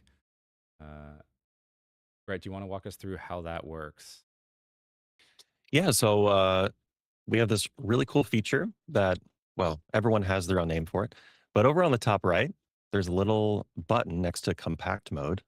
I keep saying that wrong. It's compact mode, where it says export to Stream Deck. And when you click on this, you have a few options of which mixes you want to include in this export, and then also which template you want to use. So this will check which Stream Decks you've had connected to your PC, and we'll offer some options for you. So we'll do Stream Deck plus XL. And then I guess we can just have everything on there. Sure, might as well. Yeah. And start export. And what happens now is that Wavelink generates a Stream Deck profile for you, prompts Stream Deck to open up, select the Stream Deck, and then you have a fully Boom. prepared Stream Deck profile with basically everything you can need for your particular layout. And you can see all the pages there because there's controls for, yeah, everything you can need. All your different channels, which mixes they go into. It's a little bit small for me on my Prompter XL. Yeah, maybe we can which just I never show thought what I'd this looks say. like on the hardware again here. Yeah. In fact, I just want to repeat that actually because it just looks really cool. I'm going to go in here. I'm going to delete the Wavelink profile. So we're kind of on our default, let's actually we'll go to our default profile here, the one that you see. And if we could look at the hardware here. So we're on this default profile and it's like, okay, well, I want to customize all of Wavelink. Go ahead and start that export again. Bring that in and boom, there we go. Now that's how fast it was. Of course, now you would go in, customize your actions, customize your dials, your keys, rearrange some things. But what's great about this is it takes that time to start and just, it shows you how you could lay it out. It gives you some ideas and it just puts everything on your device right away. So that's add to Stream Deck. I think that's what we call it officially. Or is it add? Now, see, now even I'm getting. It says export to Stream Deck inside of Wavelink. I Okay. think before it was send to Stream Deck in 2.0. So it's export to Stream Deck then. So yeah, you can just do that right up here. Just make sure you have the Stream Deck plugin installed and you'll be good to go. And this does, as in that little menu, it shows the different layouts. So there are customized layouts for Stream Deck Plus, Stream Deck Mark II, so 15 keys, Stream Deck XL. And you can, and I did this actually for our recent Wavelink 3.0 video, you can export this to virtual Stream Deck. You That's pretty choose cool. Stream Deck XL, and then you can have like a big block of keys on your window, on your desktop, on your monitor, where you can see all those live previews and add to Stream Deck and all that. And so you can actually keep Wavelink minimized while you control it from this sort of different interface. Mm-hmm. Okay, so that is a quick look at the Stream Deck plugin. And this is what, the Stream Deck plugin becomes your physical control interface for Wavelink 3.0 and of course things like Wave XLR Pro, because all of these features are they're perfect for that. You have this hardware mixer here. You have your Stream Deck Plus XL. You have all these features inside of Wavelink, all of these mixes, all these channels, all these effects, and you just want to trigger those and control those. So Stream Deck makes that super easy. At this point, I do think we can take. I've seen, I think, a couple questions coming in. So I think we can take some more questions, and then I keep seeing that one about Wavecast. We'll get to Wavecast. We had to get through, some of our other stuff first, and we'll get to, because Wavecast is pretty advanced at that point. Yep. Don't worry, I see you. It is also already 1, so we Okay, need to we'll be super run. fast. Yeah, we'll be fast. You want some quick questions? Just some quick questions that we can maybe just yes, no, maybe, and then I'll try my best. Um, all right. I guess this is actually a quick one that might be helpful for some people in chat. Kind of unrelated, but still, I'm sure will be relevant to people in chat. Birdman asks, "What happened to the Discord plugin? Are we working on it?" Yes. Oh, yeah, Discord plugin. So we're working on a fix right now. The most recent Stream Deck update, there was a little incompatibility thing. We're working on it. I believe there's a hotfix version of the Stream Deck app going out. If not already, then today, something like that. And yeah, so we are aware. We're working on it. Okay. Dusty says, "With the fader view, can it be more than 2 off? More 2 buttons, sorry." No, it's currently 2. So you have like Oh, the basically, keys. yeah. Okay. I guess there Yep, could just be 2. one in the middle. I think that would be kind of a cool look, is if you had one in the middle, which actually acts as just a mute, but it just makes the fader Or longer that or way. set Ooh, that could be cool. it right Uh, at 50% or something. I know Yannick's already gone for the day, but Yannick, if you're still watching, that could be a really cool I'm to way cook. to do it. Yeah. He's decompressing after the stream. Billy asked, "Does the Wavelink 3.0 plugin work for Wavelink 2.0?" It does not, no. So it's an entirely separate plugin. It's separate listing on Marketplace, and yeah. Oh, Ashraf, Phil, whatever happened to Slow and Steady? I guess I'll see you on Monday stream. Li- we try. Come back on Monday for sure. We'll go over more of this stuff, trying to be even more slow and more steady. There's just so much to cover here, and of course we had Yannick, so I wanted to make sure we got his thoughts on this, and you guys got to hear from him. So Yeah, on Monday we did adjust that stream. So just note, instead of Wave Heritage, we'll now be going over Wavelink 3.0, and that will be like kind of like a ground zero, getting you started, all the way to having your first full audio mixing setup. Something you got to keep in mind for Wavelink 3.0 is that now that it's free for everybody, a lot of new people are going to be using it. So this is a great opportunity if you know anybody that would like to use Wavelink 3.0. Maybe they're a little intimidated and would like a walkthrough. They can join us on Monday at 10 a.m. PDT. Be mindful of the time zone change there, because is that daylight over the savings does weekend? happen on Sunday. Yeah. I always forget. Is that the one that goes earlier or later?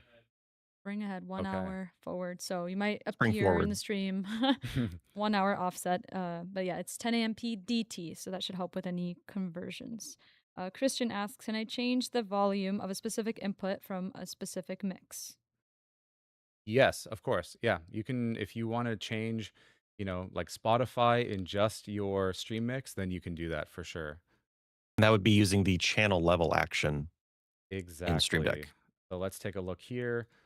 In this case, for example, here we have, I'll just click on Spotify. So here we have for the dial action channel level, you can see here, that's how that looks. Or, I can also go to, I think, is it on the other, it's one of these pages somewhere. Then I can adjust it there as well.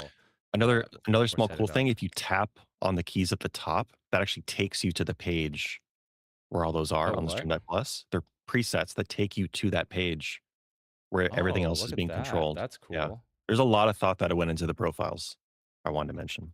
That's super cool. All right. Next question. AD Hawkins says that they are having some issues with multiple user accounts on Windows with Wavelength 3.0. Is that known? Possibly, maybe. My suggestion for you would be to reach out to our customer support team. Best thing we can do is get all your information, get log files from the software. Maybe even a video showing what's happening, and then that can be passed to actually Yannick and the team for them to take a look at it. Yep. Yeah. Quick answers here that I believe you covered, but they may have missed. Apocalyptic asked, with the Stream Deck plugin for Wavelength 3.0, is there an option to toggle which channel a specific app is assigned to? Well, like change the channel assignments. Not toggle. toggling. Closest thing might be add the channel, but But it would have to be in the foreground then. I guess yeah. I don't think there is an option for that right now. There's no action that lets you do that, but I think I would be curious if maybe if you're in the Discord or something, is explain the use case for why you'd be switching it between channels? Like, if you have Discord and you have a voice chat channel and, like, a voice chat 2 channel, like, why are you switching it between those? Yeah, you Yeah. could also just, That like, would mute it between the 2, right? that Yeah. would help us figure out the best way to approach that. Okay. Wesley asked, "Does ClipGuard work with non-Elgato WaveNext products, Wavelink 3.0?" No. So ClipGuard is a hardware feature. It's on the hardware itself. That's where you, turn that on. So you do need ClipGuard is a, applying before the sound even gets into the computer. yeah. And that's kind of the key point there. Because once you have clipped audio in your computer, it's too late already.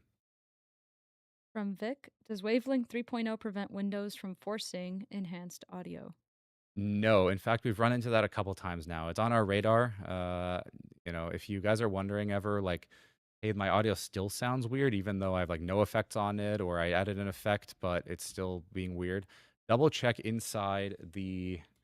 Boy, let me just see if. And Nutty just had a great tweet about this that went like mini viral because he and I were talking about this. But essentially, you go into your device and you want to make sure that I guess it's a little bit different depending on the I think version it of has to be a Windows 11. hardware. So if you do the mic in Uh, for Mark III, let's see, this guy. that yeah, uh, I think it's actually different that's a on different virtual. versions of Windows. Yeah. It needs to be Um, the actual hardware. that on here? No. Just go back. So not Oh, here. virtual. That's headphones. That's also I was on the app in. There we go. I should probably go to mic in, huh? That one should be it. Yeah. uh, nope. Well, It's in that okay. old control panel. Okay, but either way, yeah. Yeah. If you're wondering why sound is, yeah, it's the sound control panel. Where's that under? That's one thing that I'm always like. Is it more sound settings? There we go. Okay, this is it. So you basically go to System, Sound, More Sound Settings, Recording, and then find your mic, right click it, go to Advanced, and then there will be an option down here to turn off those settings, or they're actually in the main view here. Again, it literally depends on the version of Windows 11 you're on. For some people like Nutty, it was in here. For myself, it was actually in this like menu over here. And on my system, it's on both. Okay, all right. So you just gotta be a little careful there. But yes, we're aware of that, and we wanted to come up with a solution to let you know when it's enabled and how to change it. Yep. Uh, Pumpkinhead asked, "Do I need Windows 11 to run Wavelink 3.0?" You do, yes. You do need Windows 11 or Mac OS.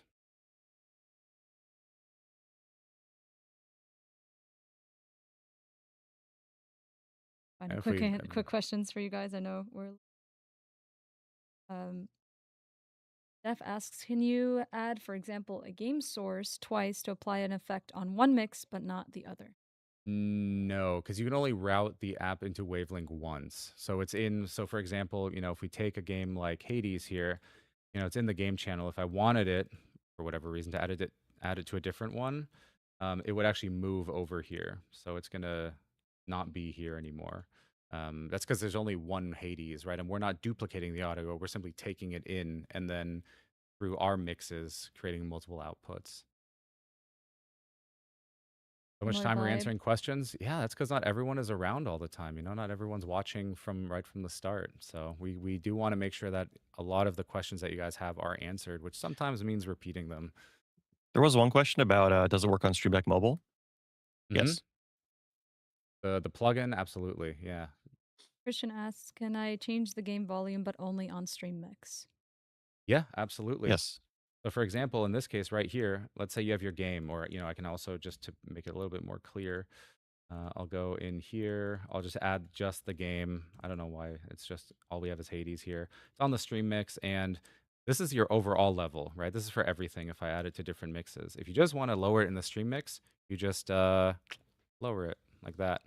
Now only your stream mix is going to get the game lower, but it'll still be louder everywhere else. Like, for example, your personal mix, here I can go in and, only the stream gets lower.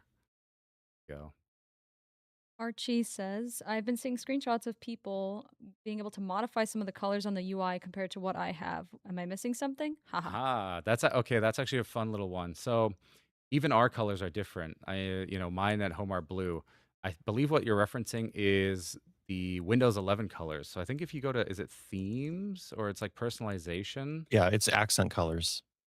So you personalize. Personalize and then colors and then accent color. This right here changes kind of the look of many of the different UI elements in Windows. And since Wavelink 3.0 uses WinUI 3, you know, it'll do that. So for example, if I change this to like red, now certain elements inside Wavelink are going to be red. Or if I change it back to more of like the default blue, now it's going to be blue here. So this is up to you how you want to set that up. It's inside personalization, colors, and then accent color here.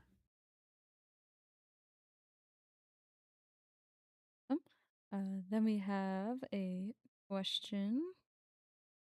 I Do we guess ever we do we can. ever have a statement or like a monologue? You It's want us? always questions, guys. I have some statements here. I do see a lot of people in chat saying that they've got and received their Wave Next products or they've installed Wavelink 3.0. Thank you for sharing with us. If you received any of the products, definitely make sure to share a photo, tag us on socials, share in our Discord. Yeah, we'll talk more about that later. Maybe There we you go. can You want a encourage statement? more. There you go. Neptura says, just got my Wave XLR Mark II in the mail. It's awesome so far. That's Are you- very cool. Is that a good That statement was for you? that was fast shipping. We just released on Tuesday. I know. Yeah. Isn't that awesome? Jake asks, are you able to run DAW input straight through Wavelink 3.0? It really depends. I would say generally yes, but it kind of depends on what that interface looks like. I mean, what are they using? Like literally the driver interface. So probably would need to know a little bit more there. But probably is going to be my answer. The good news is Wavelink 3.0 is free, so feel free to install it and give it a try. Oh my God, Yeah. that's the other thing we forgot us to know. mention in like an hour. It's free. Guys, all of the stuff that you're seeing here with Wavelink 3.0 is free and you can download it right now. That's it. That's the tweet. Right now from Elgato.com. Enigma asks, Can you give us like a radio read ad, Brett? Just because, you know, it's, we got it. I don't have anything to read, but Just do it. Top of your head. Elgato Wavelink 3.0 is now free for anyone. Download it right now from Elgato.com. He's good. I'm sold. Like Downloading I'm right sold. now. Yeah. Enigma live asks, in concert. world premiere. Enigma World. says, do we need mic effects for Wave Next Mark II devices? Do you need mic effects? If you just want DSP and VST effects, like a voice changer, something like that, then no. If you want a soundboard also in things like Discord or your game, then yes. They're asking how Brett did that voice. That's There's no that's just Brett. VST. He can just No talk VST. like that. That's just Brett. Yeah. That's just me. Brett, can you answer the next question with that voice, please? What's the question? I'll pick one for you. Too much pressure. Will Wave XLR Dock Mark II Wave FX processor be applied to my Sennheiser mic via Stream Deck Plus?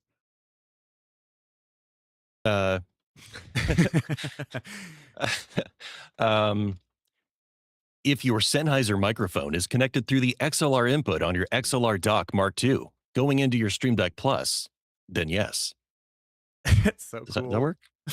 I was trying to remember like the whole chain of what I was going to reply with. Now, some of that is voice tune featured on my Wave XLR Mark II. But that's really just bringing that your voice closer. I mean, the talent there is all you.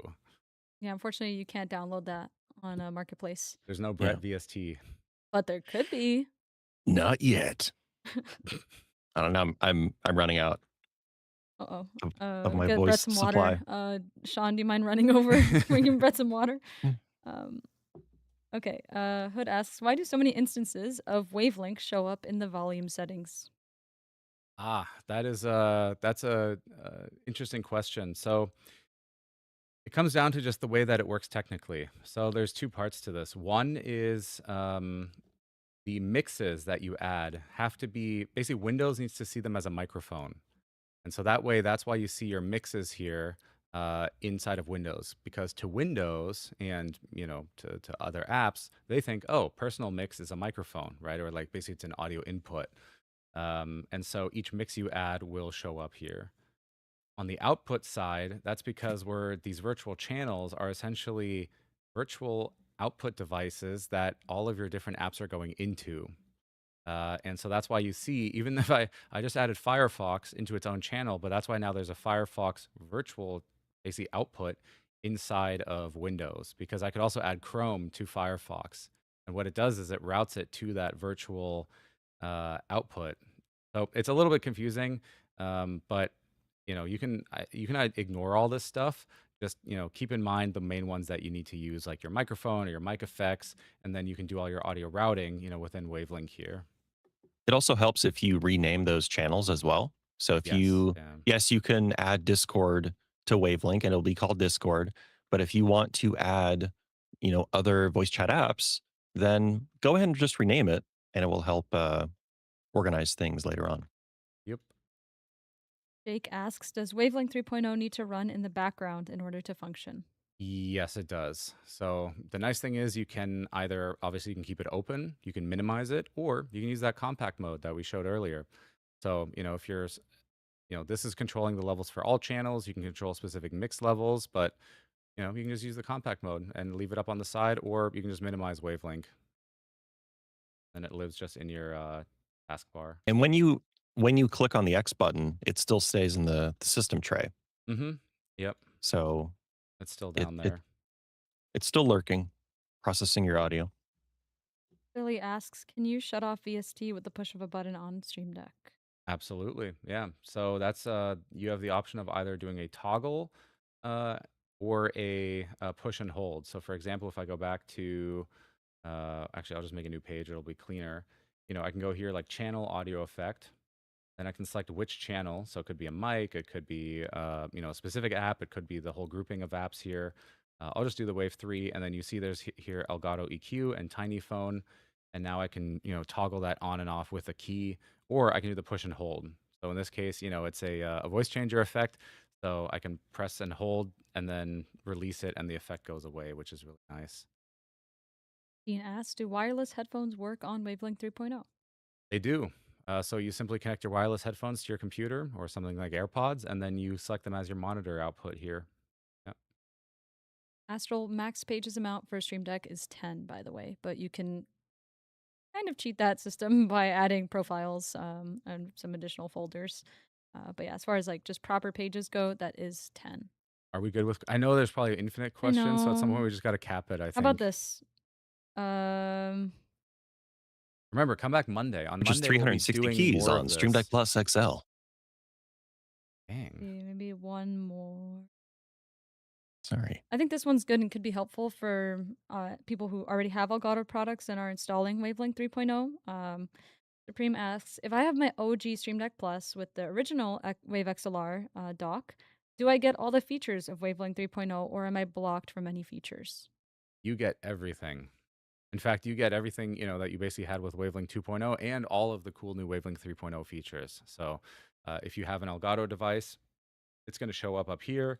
You can run through the first time setup if you want to. Excuse me. You can run through the first time setup here to configure your device. You have access to all the mixes and everything. You, of course, have access to voice focus as well, right? As that audio effect that just cleans up your mic audio. So you have all of those features. What you don't have, just to be clear, is the hardware features of course, the new Wave Next devices. So like the expander, voice tune, compressor, EQ. You don't have the direct monitoring, some of the other changes, because that's all actually hardware on the new Wave devices. Although the direct monitoring isn't, it's already direct because the original devices don't have VST insert. So it's already direct. Yep. All right. Actually, Brett, one last question that's very pointed towards you. Since you can do that awesome voice, and you said you're running voice tune, what's your current audio stack? What do you have going into what's configured? Let's see here. I have low cut filter enabled, expander set to negative 40 dB. And then I have voice tune set to 60%. I raised it since Wednesday. Then I have an equalizer where I have a high pass around 60 hertz, a low pass around 12,000, and then a couple of little bumps here and there on the high and low. Pretty simple, but it's meant to be a little more neutral. And yeah, no compressor, just voice tune, because voice tune has some elements of compression in it. Dang, that's awesome. Fire And setup, that's Brett. so it works. All right. Okay. That being said, thank you so much, Brett. We're now going to watch a video from Big Cheese. You know, this one's going to be fun. Talking about why Wave Next matters, his first reaction to WaveFX processor, which Oh my gosh. that's fun. We can talk about that more when we get back as well. And then he has an awesome voice tune demo, and he's going to talk about how he uses Stream Deck Plus XL, which you already know that's full of multi actions. So let's check it out. And thank you again, Brett. Hearts in chat for Brett, everyone. What's your Brett leaving sentence? Asks our tech director, Chris. What's my Brett leaving sentence? Give us a good sentence. You know, everybody just I have a wants good to sense hear. to leave. I don't know. Be sure to subscribe to Elgato's YouTube channel to learn more about Elgato products. That's my fancy All right, one. let's check out that video from Big Cheese.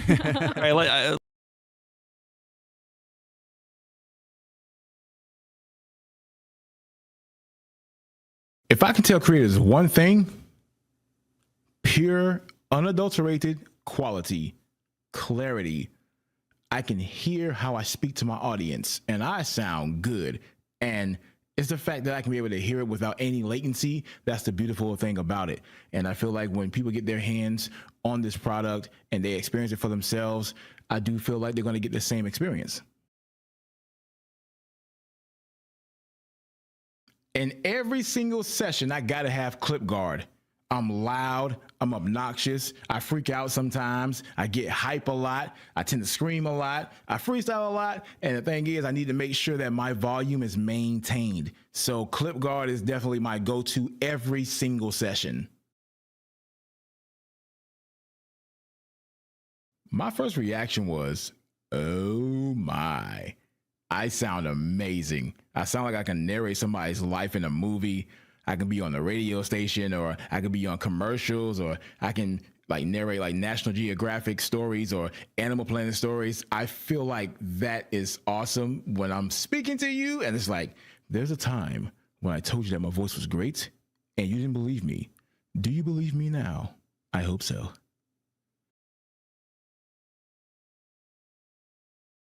Like voice tune is the reason why you hear my voice the way it is. And the adjustment here is simple. It's like, okay, do you want voice tune on? Turn it on.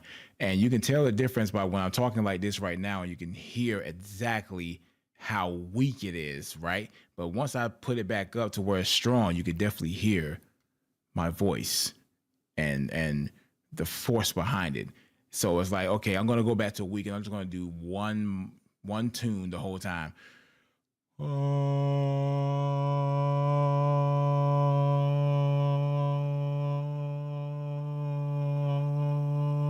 So you hear that, right? That's pretty good. The audio controls that I have mapped is my microphone, of course. So, you know, if I want to be able to mute my microphone, I can mute my microphone. Or if I want to lower the volume or increase the volume in Discord, I can do that as well. And I also have my VLC, you know, player as far as like my music playing in the background. So whenever I'm in the intermission, I will play the music, have a conversation with my chat, and just like, you know, see what's going on, what the vibes are today. But that's not the only thing that's mapped. I have the Stream Deck Plus XL and the Wave XLR MK2 connected to the Stream Deck Plus via the USB dock. So yes, I have everything in a row here. So it's like, yeah, you can hear me on one part, but don't say nothing to my little bro or my big bro. It's like, this is like a stare effect right now, what you're seeing. So I love the fact that I have this, and I have so many buttons and so many dials that I can be able to take advantage of. This is just amazing. Thank you, Big Cheese. That was awesome. Yeah. I just love like how much fun Big Cheese has with Stream Deck. I see myself there, and I love it so much. I hope you guys enjoyed that. Please make sure to drop Big Cheese a follow. That being said, I'm back now. You know what that means. Chat. What does that mean? That means that commands are being updated behind the scenes right now. Is there another Wavelink giveaway? We got another way. No, I'm kidding. We've got a real giveaway this time. We've got a giveaway for 3 times voice focus codes. So if you already have, an Elgato Wave device, you may have already been using voice focus with that. But if you'd like to use voice focus as a standalone VST, that's what we're giving away right now. Should we demonstrate voice focus real quick?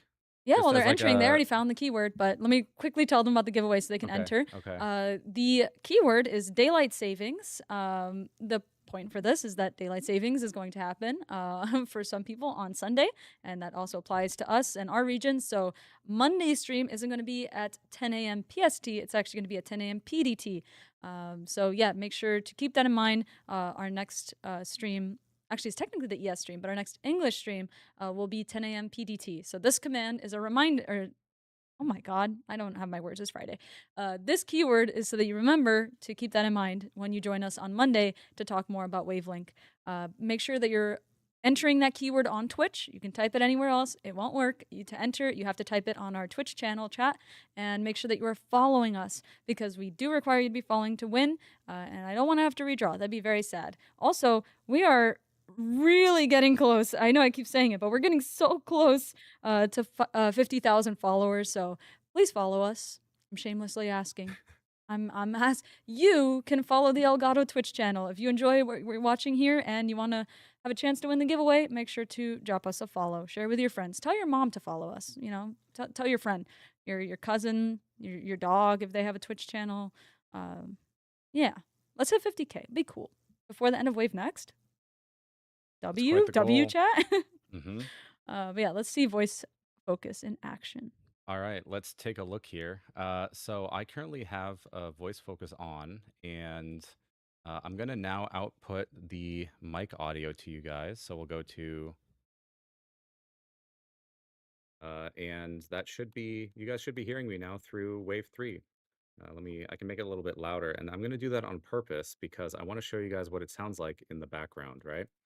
So this is with voice focus on, and now I'm going to turn voice focus off, and you should be able to hear quite the difference. Like if I start tapping on the desk here like this, like burritos typing, stuff like that. It's like, okay, there's some noise, but now I'm going to turn voice focus back on again, and I'm still tapping on the desk, and I'm still hanging out, and yeah, that's voice focus. And the cool thing is, with voice focus as a VST, you can apply this to any microphone. You can apply this to a channel, anything like that. And of course, keep in mind when you're using voice focus, or when you have a Wave device, an Elgato Wave device, you actually get voice focus here as part of that in Wavelink for free. So yeah, that's a very quick look at voice focus. I didn't have my chip bag this time to do that demo. You didn't have your chip bag? Yeah. Next time. Monday, I'll have some chips. I mean, we do have a bunch of chips over there, but it's too late. Okay now. Yeah, while you guys are entering that giveaway, reminder on Twitch to enter that giveaway. I want to give a quick thank you because this is the end of our first week of streams happening right now. This has been quite the effort from a lot of people, and we've had contributions from all over. So I want to give a quick thank you to a bunch of awesome people here. First, our creator videos that you've been seeing were submitted by our awesome Elgato creators. They took their time, to record these awesome overviews, tell you what they think about Wave Next, and also teach you about Wave Next. So that's really cool to hear from some creators how they use the hardware and software in their setups. So thank you to thank you to I Am Fall from Grace, Nutty, Shoto, Omniscient Wolf, Night Owl, Phlox, Ready Set Ben, Drigsty, and Big Cheese. Thank you guys so much for submitting those videos. And if you missed any of them, don't worry, we'll be watching them again next week. So that way you can collect them all. That's what we needed from Brett, is like, the Academy would like to recognize these stellar creators. Something like that. What? And then the Academy would like to recognize and the award for. No, I can't do it. That's a Brett thing. Shout out Brett. Next thank yous for Brett for bringing his awesome voice to the streams. Yannick, as well as all of our guests this week. Thank you so much for joining us, sharing your knowledge. It's been really cool to see some PMs on here. That's so awesome. You guys can get some real insight into how the team is working, what they're thinking with certain decisions. And also, they've shared some info about where the software and products are going. So obviously, always love to see that. Huge shout out to somebody I haven't directly mentioned yet, but very excited to mention now. The Apple Freak and Lady Vic. Thank you guys so much for giving your time this week to clip our streams. They have been in voice chat, talking together, clipping all of these great educational moments, naming them clearly on Twitch so that you can browse them. And also, we are like sharing them almost immediately on our socials. So, a huge thank you. And can I please have so many hearts in chat for them? Thank you so much for taking your time to, make sure that all of this information is available for everybody. I really appreciate it. I'm glad you're having fun, Vic. Thank you so much for helping out. It truly means a lot. It's so awesome. And I know, yes, there you go. Everybody in chat really, really appreciates it. All right. We also, I mean, this is a huge team effort across Apple Freak, Lady Vic, across the creators that made those videos. Our team coming on to you, Burrito, and we got Chris behind the scenes making sure that this is all running smooth. We got Sean running and grabbing water every 5 seconds for me, which is also incredible. So thank you for that. We got James in chat who's answering your questions at the same time. So this really is everyone here is putting in their best to make sure that these streams go well, that you guys have the information that you have. Yep. And of course, we want to make sure that you have a great first Wave Next experience. Jasmine So, scheduling everything, Mariel with yeah. the great graphics, everybody, Brandon, making sure social is running while all of us are occupied with these streams. Thank you guys so much. Also want to thank again, since we're talking Wavelink 3.0 today and also on Monday, once again, thank you to the beta testers. If you're interested in testing some of our upcoming software, definitely keep an eye on our Reddit and our website. Thank you to those in chat. Thank you for being here. I've seen a lot of you come back throughout this whole week. I really appreciate it. Hope to see you again next week. Hope you learned a lot. Thank you to everyone who's purchased Wave Next products or installed Wavelink 3.0. A lot of new Wavelink users this week, which is so exciting. I'm really glad that you guys are getting this into your hands. Share your feedback on Reddit and your experiences on social all over. If you like it, make sure to tag and say social team is awesome. I love Wavelink. If you don't like it, say tech marketing fix it. It's a joke. Okay. Thank you to the whole marketing team working on Wave Next, web team for an amazing website with great information, great videos, demos. Brett and Sean for filming great assets for the website as well. Sean for getting water. I did have that, even though you thanked Sean. I had to say it again. Thank you guys all so much. That being said, let's draw some winners, shall we? That's a lot of yapping, but really, It's you're a lot here of to win yapping, not a something. lot of winners. Yeah. So, Jasmine, you can go ahead and draw the first winner in 10. Are you going to keep going? Why are you looking at me? Why are you looking at me 9, 8, 7, 6, for? 5, 4, 3, 2, 1. and the winner for the first voice focus Is- code is, and make sure to type in chat to redeem your prize. Is going to For be standalone. Blautoad. Blautoad. Congratulations. Are you in chat? Make sure to type something to redeem your prize. So blau in German is blue, so I feel like there's a combination of like blue. It's like blue toad, Blautoad. probably. You know. Woo, Just- GG, awesome. Okay, all right. Jasmine, draw the next winner. Don't wait for a countdown. You got it. Just rapid fire. You subscriber too. Thank you for being subscribed. And thank you for whoever cheered and subbed this week. You don't have to do that. You're share it can't with do your favorite anything with it. creators. Oh, Yeah. and all right, the next winner, Shelbsky329. Are you here? Congratulations. Drop a message in the chat.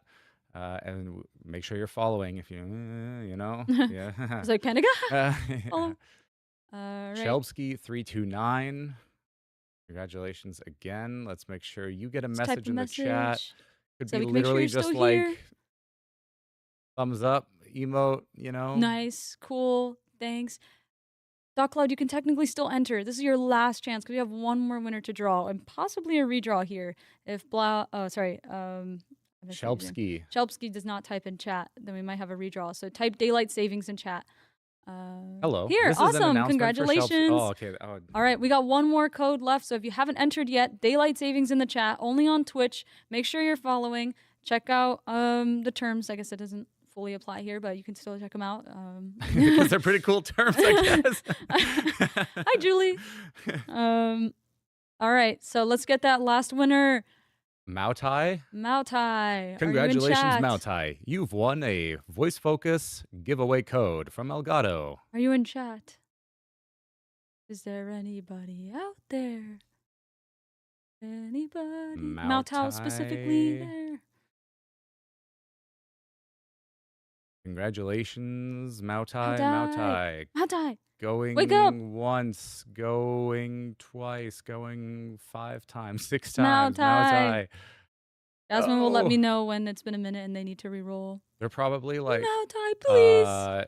Come back. I don't know, making a grilled cheese right now, and they hear the voices all the way at And the they're, other like, side, running. and they're running. They got their yeah. AirPods. They're running over. Yeah. We'll give it like another couple seconds here. Come on, Mao Tai. Jasmine will let us know when it's been a minute. TAI. She'll probably re-roll. Mao Tai. Like at those airport announcements. Ding, ding, ding, ding. Paging Mao Tai. Passenger Mao Tai. You have an urgent message. Oh, what was that message? Comity, are you in chat? Comity. Would you like to redeem your prize? It's always like the last day, you know, when everyone's tired and we got to do all these re-rolls. Are you here? Yeah, that's to a claim name, your prize. that's for sure. Comity? No, yeah. Are you here? I'm here. Hey, I say, hey, tricky. Very tricky. Uh-oh. You need to say the Jasmine full name will to let us summon know. them? No. Jasmine will redraw. When their time is up, Comity, are you here? The yogurt. Type in the chat to claim your prize. Otherwise, we have to reroll again. Wow, this is... We're just trying to go to lunch, man. Also, yeah. I'm just going to sit back. How did that name get through the filter? All right, Zach. Zacchaeus 12_2. You won the giveaway.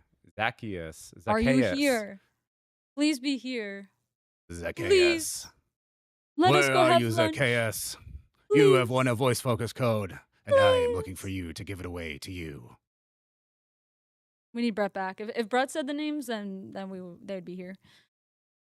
Oh boy. This is a message for Zach. Zach, hey, yes. You won a voice focus code. You should up. probably type in chat. They're gonna watch the VOD and be like, What's going on here? Where's everybody? I don't know. They have 30 seconds left.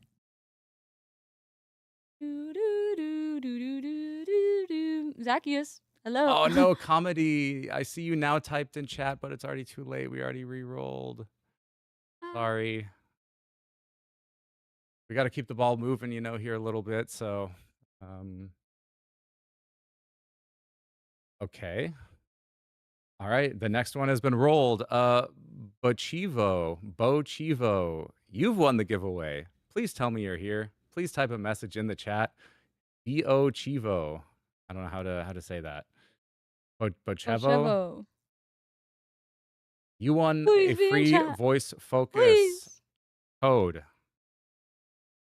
Also, slow mode has been off, so I know they're here. Hi. All right, I'm going to lunch. Thank gosh. All right, we're calling it here. Wow, what a See you wild on ride. Monday for more Wavelink 3.0. If you're new to Wavelink 3.0, that's a perfect time to join. We're also live Tuesday, Wednesday, Thursday in English and all week long in different languages. So if you would like to see streams in your region, make sure to check those out. Thank you guys so much for joining. Thank you for an amazing Wave Next launch week. We're excited to talk more in the future. We will be rating Katie Peters Plays. That's already queued up. That's how ready we are for lunch. So make sure to check them out. Absolutely awesome streamer. Yeah, thank you guys so much for being here. Thank you. We'll have a great weekend, and spend 5 minutes, maybe 10 minutes this weekend. Get Wavelink 3.0, install it, download it, try it. Check out our YouTube videos to learn more, explore articles to learn more. And if you got a Wave Next device, enjoy it, join our have Discord. fun. Yeah. Bye. All right. Bye.